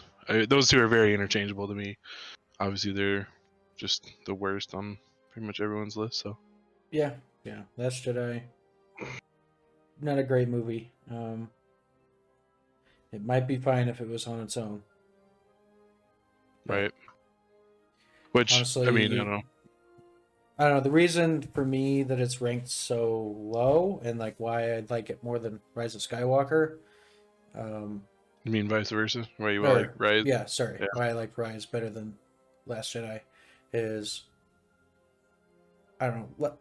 Rise fixed a lot of the stuff that I didn't like in Last Jedi, and also I feel like you could watch 7 and jump straight to 9 and be fine. Like if you just skipped 8, yeah, the only thing you'd be missing is like where'd Snoke go? But we got fucking 2 minutes of Snoke anyways, just in general. So I'm like, it's true. I just feel like 8 had a much bigger potential, whereas 9 was limited, and again, it had to retcon everything that 8 did wrong. So yeah, Last Jedi could have actually been pretty damn good if they just did Again, a couple things. if fucking Finn dies, Changes the whole entire movie. yeah, I mean, it automatically puts it above fucking Rise for me. Like, there's no argument there. Mm-hmm. And then actually, I don't know though, because I guess if you, like we were talking before, if you take Finn out of Rise, it takes a lot of awkwardness out of fucking Rise too. So I don't know. Well, he just doesn't need it. He doesn't need to be in 9 at all. He should have died in 8. I think that was the general consensus, as he was supposed to, and they just got scared. Mm-hmm. Just like they got scared with Jar Jar in the prequels, not making him the main villain, which they totally should have done. No. Yeah. All right. So Speaking I of guess- prequels, go ahead. No, yeah, I was just gonna say the only difference between your two. I mean, obviously your two, your 11 and 10 are just flip flopped. I actually ranked Rise of Skywalker over Phantom Menace. I saw that. Yeah, that's what I was gonna say. Well, you and Dan kind of went hard on the first two prequel movies. Yeah. Maybe I just need to watch them again. Like, I haven't watched them in a while, and maybe I'm like, I just remember. I don't know. I feel like I enjoyed the sequels. There's a lot of stuff that bothered me, but when I walked out of every single one, I was still happy that I went and watched them. And I feel like maybe it's just because it was a Star Wars movie, and I'm just happy to see Star Wars. And so it could kind of be a recency bias because I have seen Rise of Skywalker and Last Jedi more recently than I have Attack of the Clones and Phantom Menace. Yeah. Yeah. So, the thing I don't like about Attack the Clones is the battles are great. The ending battle where they're fighting the, 3 big aliens. That's fine. I don't like Anakin's little bitch ass in 2 because he's a little bitch ass. The entire movie, he's just whiny and this is supposed to be the most ruthless person in the universe at the end, and you're like, how did this guy come from that? I mean, everyone's got to also- start somewhere. Yeah, Hitler started as a kid at one point too. yeah, and Just he's saying. just corny and whiny and cheesy. Like, for the majority of episode 2, the, love arc with him and Padme is great because it ends well in 3, but The relationship strange. itself is very boring and Yeah. uninteresting. I don't think they had that much chemistry in 2 either. Like, the actors didn't have the Right. right chemistry. So it's a little off. I was kind of surprised you actually put Attack of the Clones above Phantom Menace. Or, sorry, Phantom Menace above Attack of the Clones. That's because Darth Maul is awesome. Also, Liam Neeson is in 1 and not 2. And Liam Neeson is great. Qui-Gon is pretty great. Speaking of a show that I want more than anything, it's probably Qui-Gon. I want early Qui-Gon. Yeah. Mhm. Qui-Gon's definitely a character that, you'd want to learn more about. What was I going to say? Same thing, kind of to your point of Anakin being a little bitch ass in 2. Yep. That's the biggest thing that bothered me about 1. I didn't give a fuck about Anakin because he was so goddamn annoying in Phantom Menace. It's like, you're the annoying little kid that's just in this show, and you're supposed to be like the chosen one. But I was like, I don't give a fuck about the chosen one in the show. Like, See, it's like, okay, in 1, you're like, yeah, he's a whiny little bitch. Okay, he's got a lot of growing to do. And then he hasn't fucking changed to episode 2. He's still that whiny little annoying bitch. And you're like, no. In 3, he finally does actually grow a little bit, which is great. But Well, I mean, he's been through an entire war, so yeah, if anything is gonna put you into your man card, that's gonna be that. yeah. I feel like that it was established really well with 1 and 2. Like, again, he's a child learning, and Obi-Wan in 2 is still learning how to teach him. Like, there's still a lot of that going on. Except while he's being a whiny little bitch, he's a very capable person. Like, I mean, he's saving Obi-Wan's ass multiple times. He's fucking just killing bitches left and right. Did pretty fucking well against Dooku by himself. I don't know. Yeah. Still a whiny little bitch, too.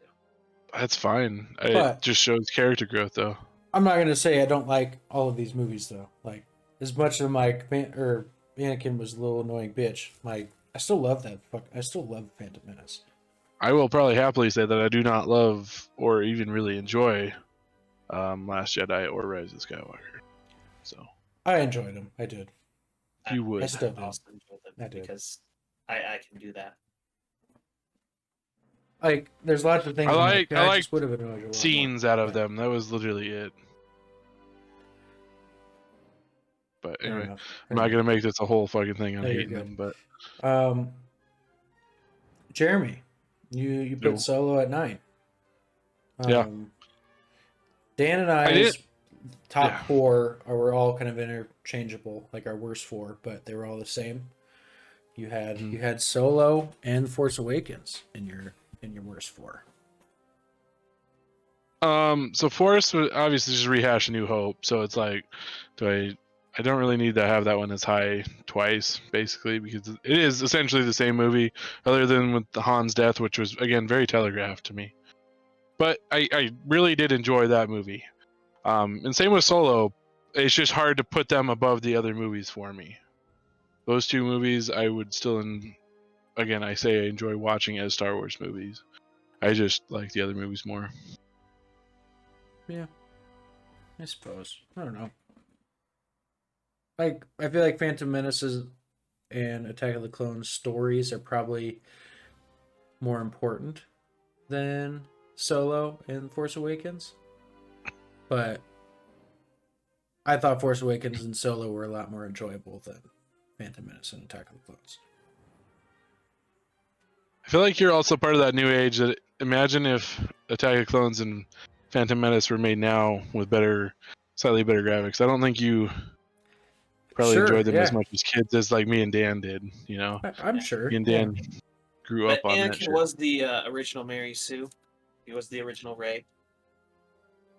So, well, again, other than him having to go through a war to, you know, grow as a person and having his loved one die. Yeah. All right. But just accidentally destroys the hive mind in one of the all the droids. It's the Force's will, man. We broke through kind of the bottom 4. I figured those would kind of be fairly interchangeable. Jeremy, we kind of just discussed why you put Phantom Menace there, but you did put Attack of the Clones over New Hope. Yeah. I think Attack of the Clones my nostalgia versus New Hope. I mean, I like New Hope and it establishes very well, but Attack establishes so much more to me, especially if you include the idea of the the show. So like I said, there wasn't really much about Attack of the Clones. Anakin's whiny shit and the love story was probably the worst part of that movie, but tracking down Jango Fett, I don't know, there were just so many good callbacks and shit. So establishment of the Camino. Okay. Well, Battle on Geonosis was fantastic. Well, it's pretty sweet. The battles in the prequels are definitely pretty great. Yeah. Probably the best battles. So. Yeah. Which we'll get into here in a minute, because. Yeah. That was the one thing I really. Oh, sorry. No, I didn't really have anything important, so you're good. That was probably one of the reasons I put Last Jedi above Rise too. Was that battle? Was it great? The red planet, the dust. Oh yeah. Was it supposed to be Crate, right? Pretty sure it was it Crate? Anyway, wherever the one with fucking red dust spitting up. Hologram. That was one of my favorite fucking images I've battle scenes I've ever seen. Just because those stupid kickstands that had to fucking sit in the salt flat dust for some reason, kicking up that red dust. It was just gorgeous. It was a very, very beautiful scene. It was. It sticks in my mind. It was. The big old fucking walker with like the ape knuckles that kicked over and. I mean, it was essentially Hoth redone, kind of. Yeah. Battle I just like the red dust for the contrast. Made it look a lot better. All right, so let's kind of break into our top 5. We kind of went through yours, Jeremy, already. Why you put Attack of the Clones over New Hope? Yeah. Dan, why do you got Rogue One at 5? It's just impossible for me to put it above the originals. I mean, removing the fact that the originals are the originals, are they really better than Rogue One? Yeah, I would say so. I mean, Rogue One is great. Don't get me wrong, but like 5 is amazing. The redemption arc at the end of 6 is great, and then 4 is the OG that started it all. It's what literally established everything. But that doesn't mean it's the best Star Wars movie, though. I mean, doesn't it though? I mean, not only did it establish everything. But I mean, Batman 1989 was not the best Batman they've ever made, but it was the first one that they made. Yeah, but you know, 4 holds up. Batman, it does. It does. 1989 maybe does not. I just don't think Rogue One is. I feel like Rogue One is better than Episode 4 I in just a lot don't of see it. ways. Rogue One's got one of the biggest factors is it is a very good movie outside of being a Star Wars movie. Yeah, Like- it's just a fucking war movie. Exactly. And they Literally, had the only nuts one to that's kill never been everybody. called Star Wars as the Star Wars movie is 4. But again, does that make it better? Yes, it does. It is just better. I mean, It's Like- biased, Dan. It's biased. I don't know. You know, let's point one. Obi-Wan in 4. It's great. He's just kind of an old. He was just kind of an old guy, a wise old man. I know, but like the whole, scene with him and Vader is like, strike me down, I'll be more powerful, sort of thing.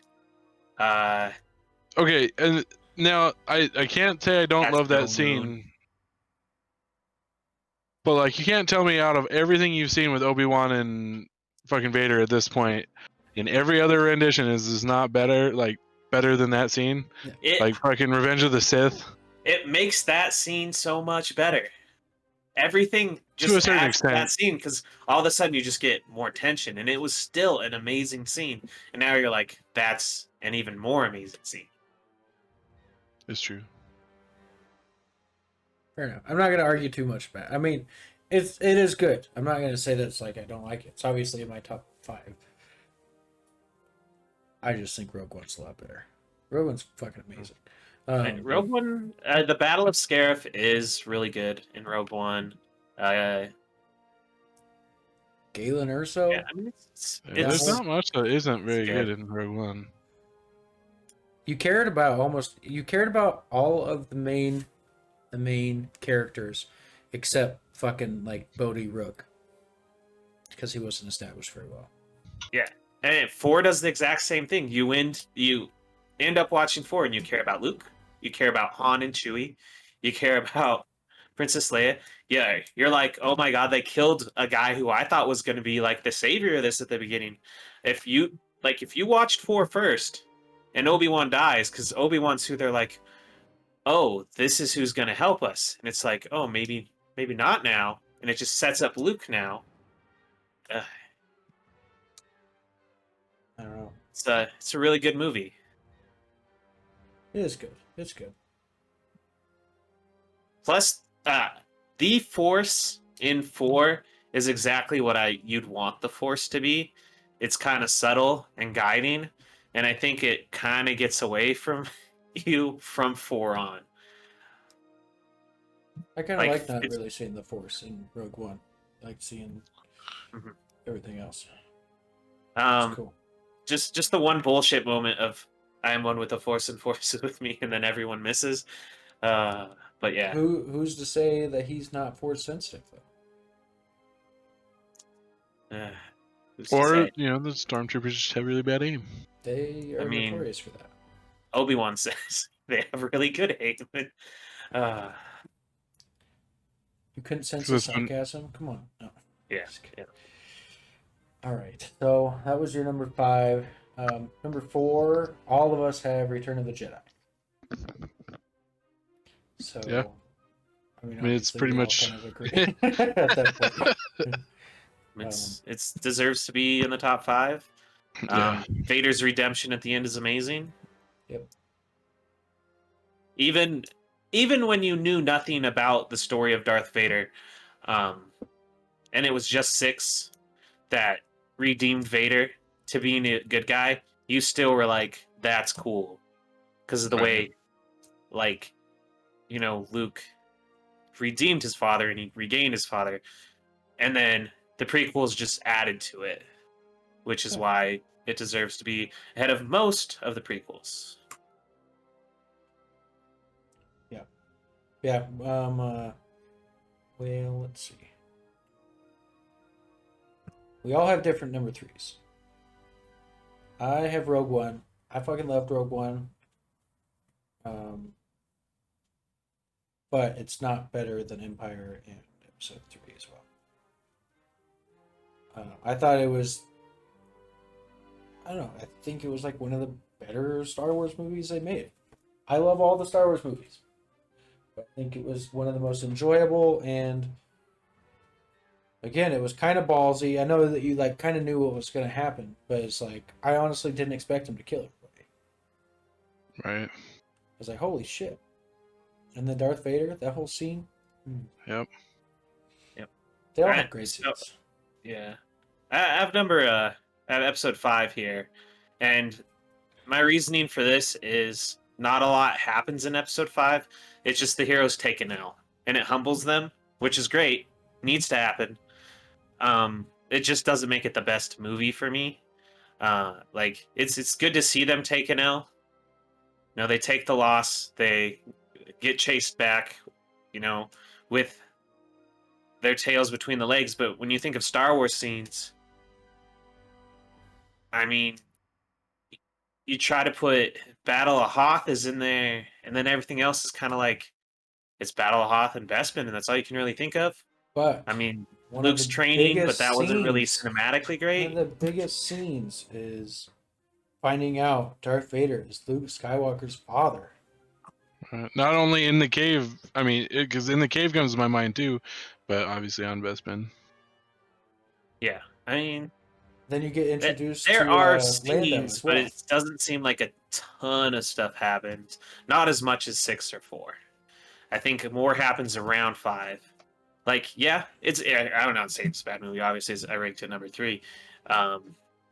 And I ranked it above 6, just barely. But it's good to see, more happening. Like, right. It didn't feel like the story progressed a lot. Luke grew, but Han didn't. Han doesn't really grow till 6. He gets fucking frozen. Yeah, obviously. Kind of hard to grow, and you're stuck in nowhere. Yeah, Leia doesn't grow until 6, so it's really just Luke's growth arc. And then he still grows through 6. It also establishes it kind of feels a little Lando. frozen. It feels a little frozen there, in that sense. I mean, it does humble the characters, which is what's good about it. That's about it. So I feel like my top 3 are... You're good. I feel like my top 3 are very interchangeable, like, depending on the day of the week.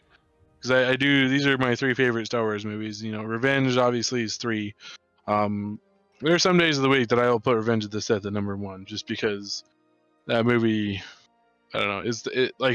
Like we've discussed, it's the growth of Vader. Like, you see Vader become this grown-ass man trying to just protect his family, and then eventually become into what he is going to be, which is an ultimate evil.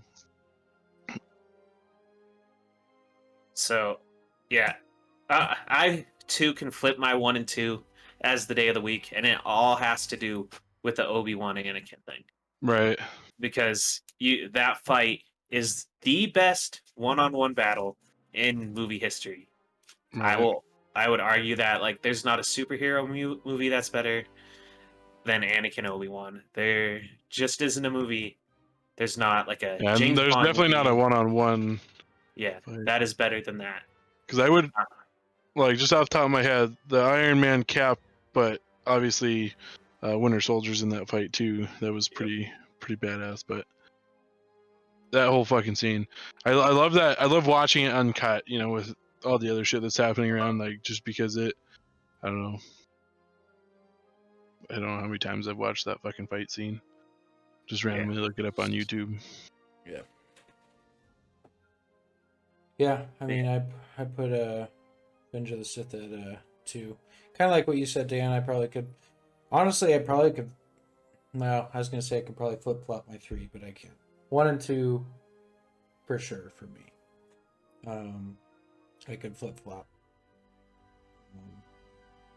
Rogue One was really great, but I think just based on everything that happens in Episode 3 and Episode 5, and just the significance of those episodes, I can't put Rogue One over either of those two.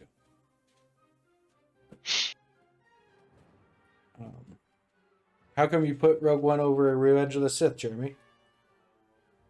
Any specific Because reason? without it, they don't get to destroy the Death Stars in 4 and 6.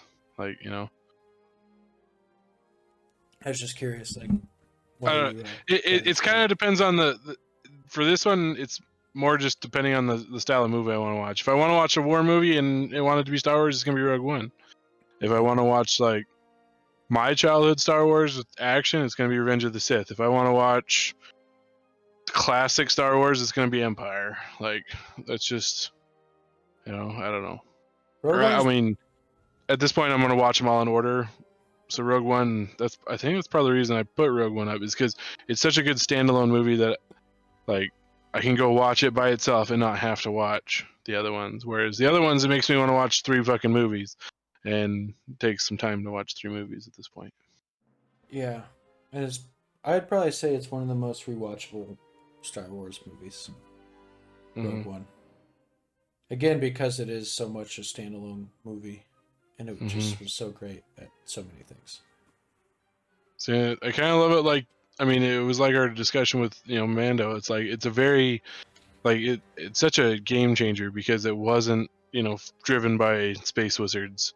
It was just like militaristic fucking movie, where like Mando season 1 isn't really driven by, again, space wizards. It's this guy just trying to make his way as a bounty hunter. Yeah. Well, since we discussed those, we can kind of jump into this. I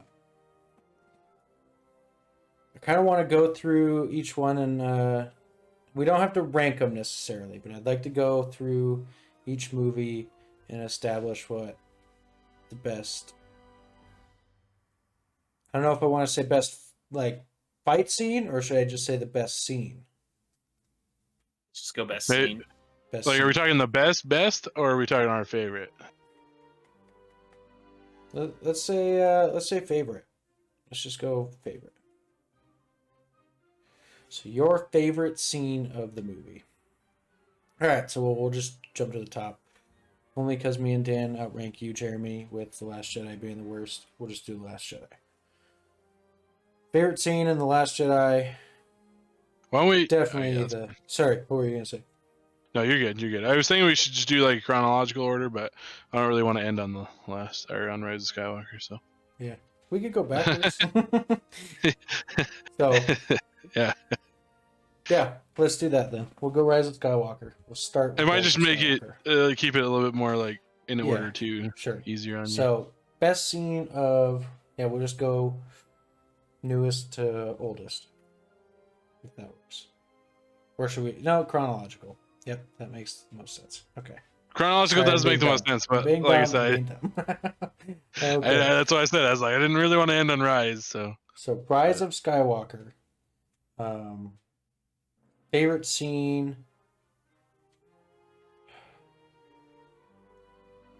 I don't know. It's kind of hard. I mean, I know my favorite. What's yours? It's probably the end. When Kylo fights the Knights of Ren. That's a good one.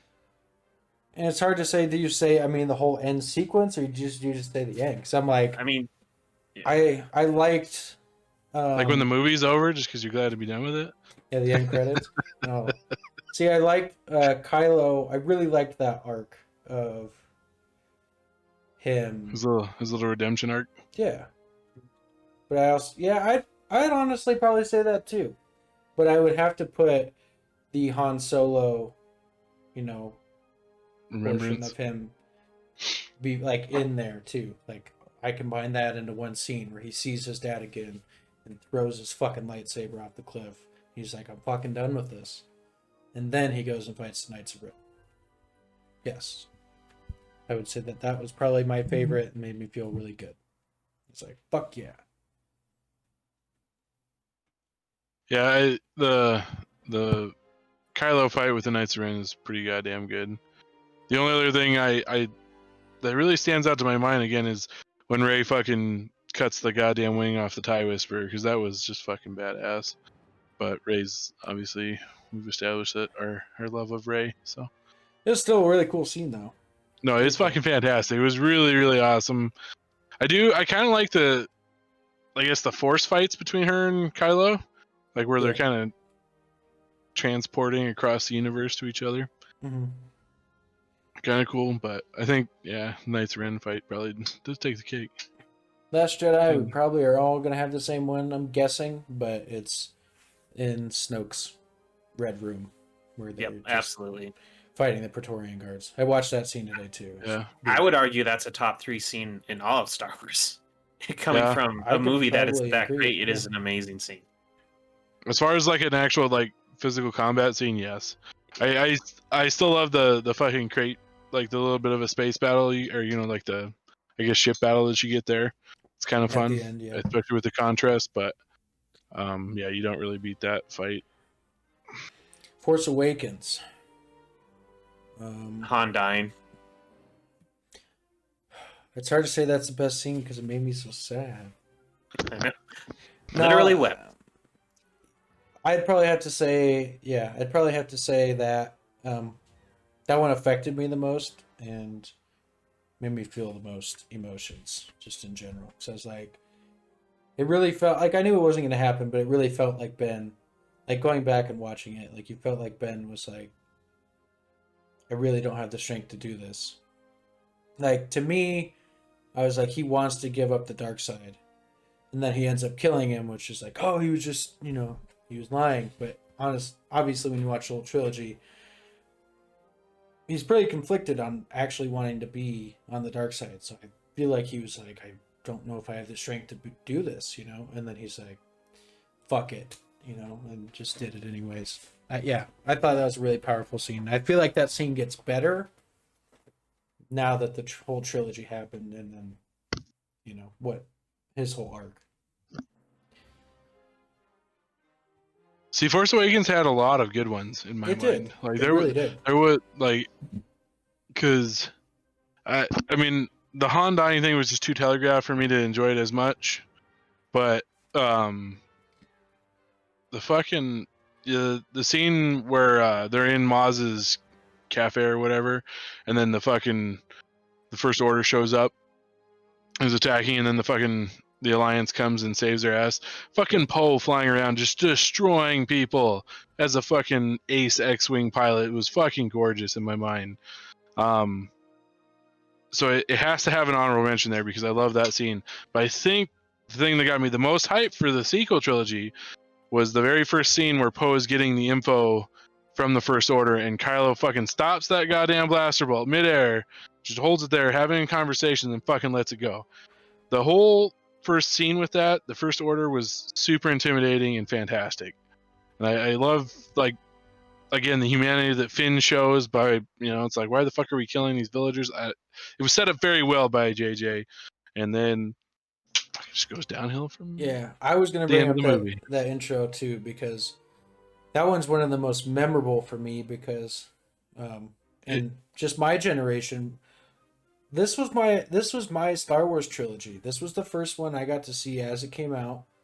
And so I was fucking pumped, like you were saying. Like I was so it was such a hype scene, man. Like, and that whole beginning, I was like, holy shit, like what's going on?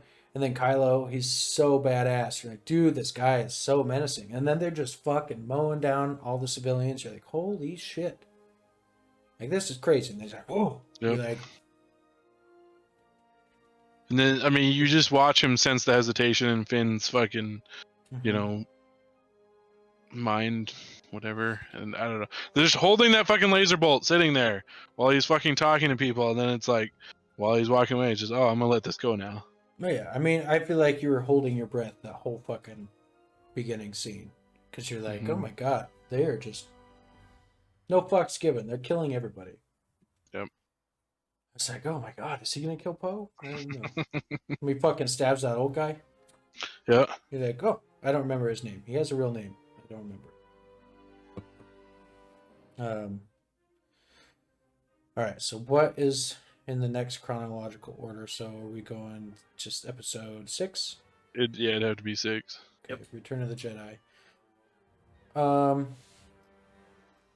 Favorite scene for me? I'd probably have to say the end. Final, the whole Sidious, Darth Vader, Luke, all being there, and then Vader sacrificing himself. I'd say that was the best scene in that movie. For me. Had the most impact. For sure.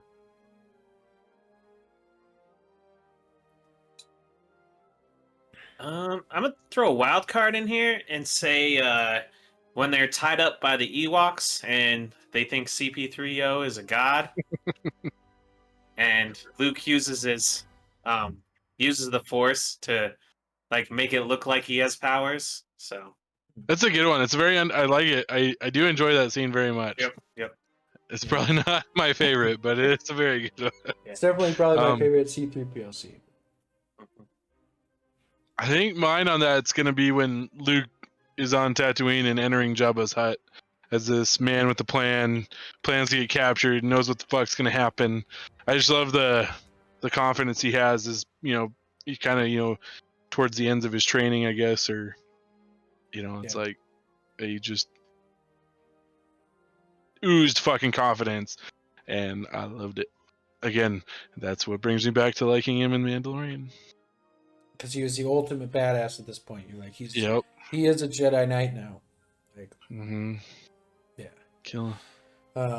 Empire Strikes Back.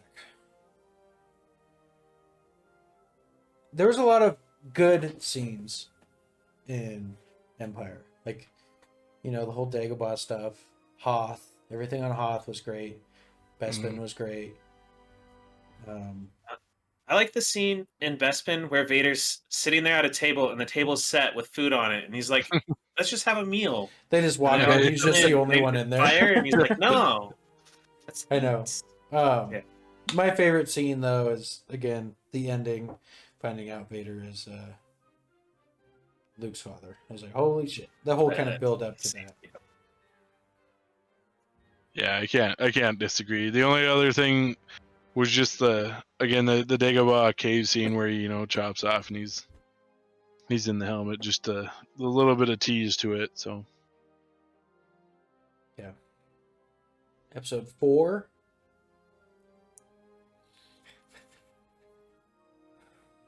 I don't know. I don't really. I want to say the fight between Obi-Wan and Vader. It's definitely the best scene, probably. Probably the best. So boring. Yeah. I was gonna say my favorite's got to be the trench run. Yeah, where that was a fucking fun scene, and like Han coming in back to save save him from Vader. Basically, it was such a good fucking scene. But I see, and that's like I was trying to, I guess, allude to earlier is again you have that Revenge of the Sith fight. And you just want a couple more swings thrown in this fight now, like especially now that we've seen that. I love as a kid because they did swing a couple times, and you're like, oh, these are glow sticks, But after watching the prequels, it's hard to enjoy that fight as much as you used to. I would probably especially agree, watching them be all acrobatic. Blowing up the Death Star and everything. That whole sequence was pretty wonderful. The Obi-Wan... I like that better than the Obi-Wan and Vader fight. It holds so much weight, especially now. It does, but... It probably goes down as the best, but personal favorite, trench run. Yeah. I would agree with you, Jeremy. Episode 3, We're going fairly chronological. obvious. You missed Sorry. He's the chat. Rogue One. Darth Vader scene at the very end. Easy pick for me. Oh yeah. I mean, the battle scarif is K2 wonderful. coming in and like kind of at the end of the little shootout on Jakku, and then they think they're like, oh shit, that might be like an actual Imperial droid. actual Empire droid, and he's just like, no, just coming here to save your asses. Yeah, they just shot him. You're like, oh my god, they killed him already. Yep. I don't know. Yeah, that Vader scene fucking gave me chills when I saw that in theaters. I was like, holy fuck. That's what that Luke scene in The Mandalorian reminded me of, though. Yeah. I was like, Luke's getting his Vader I didn't scene. necessarily like that scene. I thought you could take it out of Rogue One and it'd still be an excellent movie. You could. But it was definitely my favorite. Yeah, exactly. We're going on favorites, man. Yeah. It was so badass. K2 better than K2 scene. It was the most menacing I'd probably seen Vader before. Yeah. It's hard not to enjoy that Vader scene. I don't think I could argue that's not my favorite. A lot of good scenes. I do love the climb that fucking Urso and Cassian have to kind of go throughout the tower. Mm-hmm. It's just a fun when they're getting the plans. Yeah. I also like when they just accept their death. They're just sitting on a beach like, we about to die.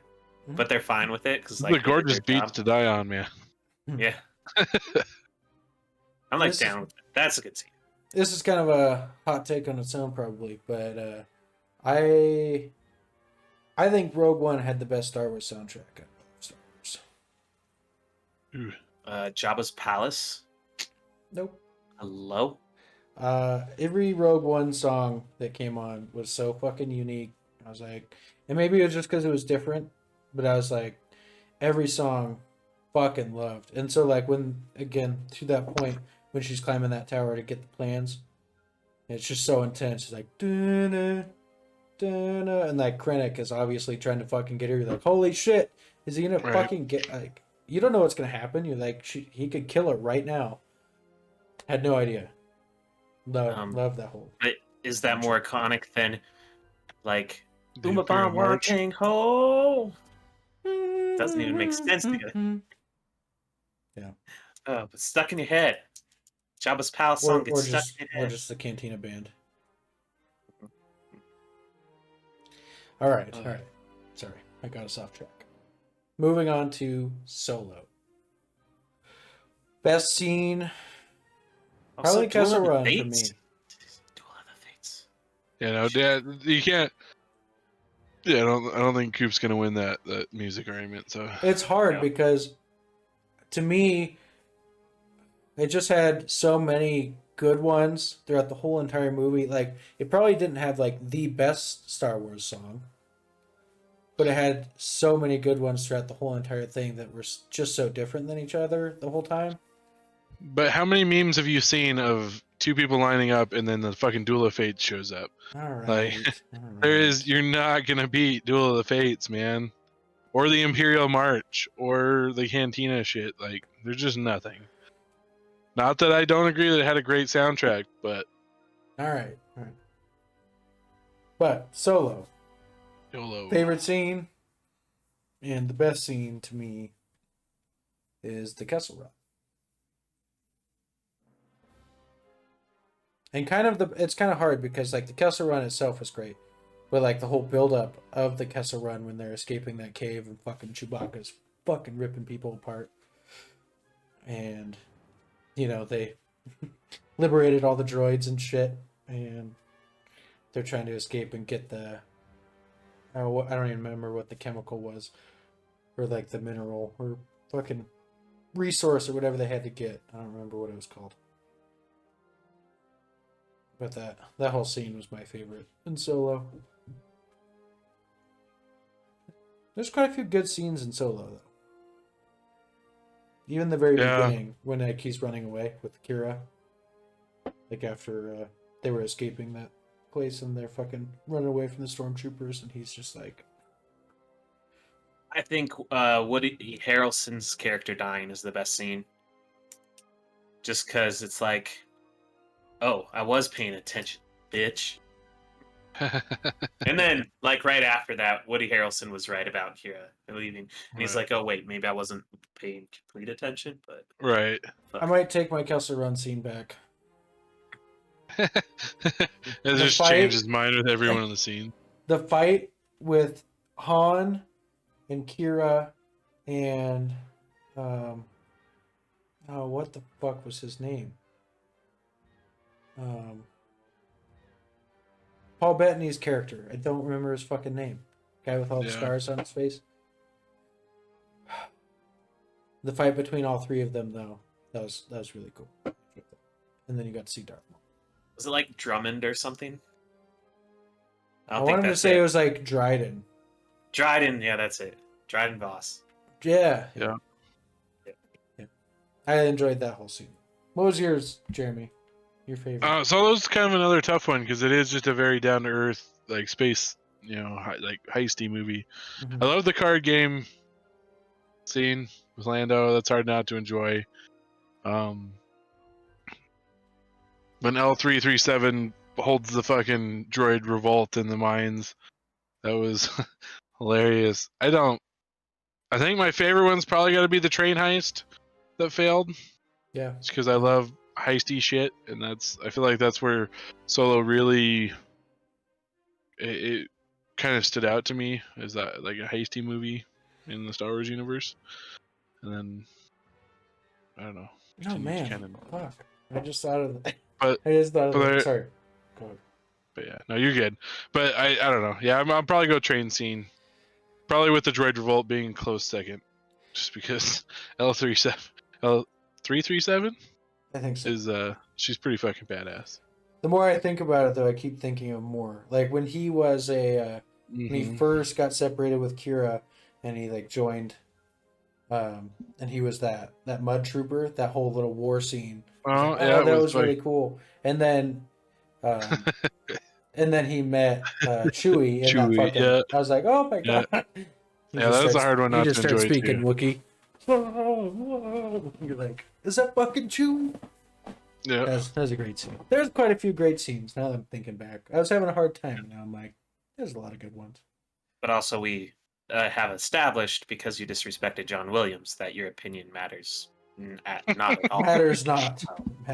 Yeah. I don't even know who scored Rogue One. See, that's the thing. John Williams was involved in every other soundtrack except for Rogue One. That's kind of crazy. I don't think he was involved in Solo either, but. And Mandalorian. Mandalorian had a wonderful soundtrack as well. It's fine. Maybe I just like different Star Wars music. Like, obviously, I love the classic, but when they do something different, ooh, this is really cool. It's like still Star Wars-y, but it's different.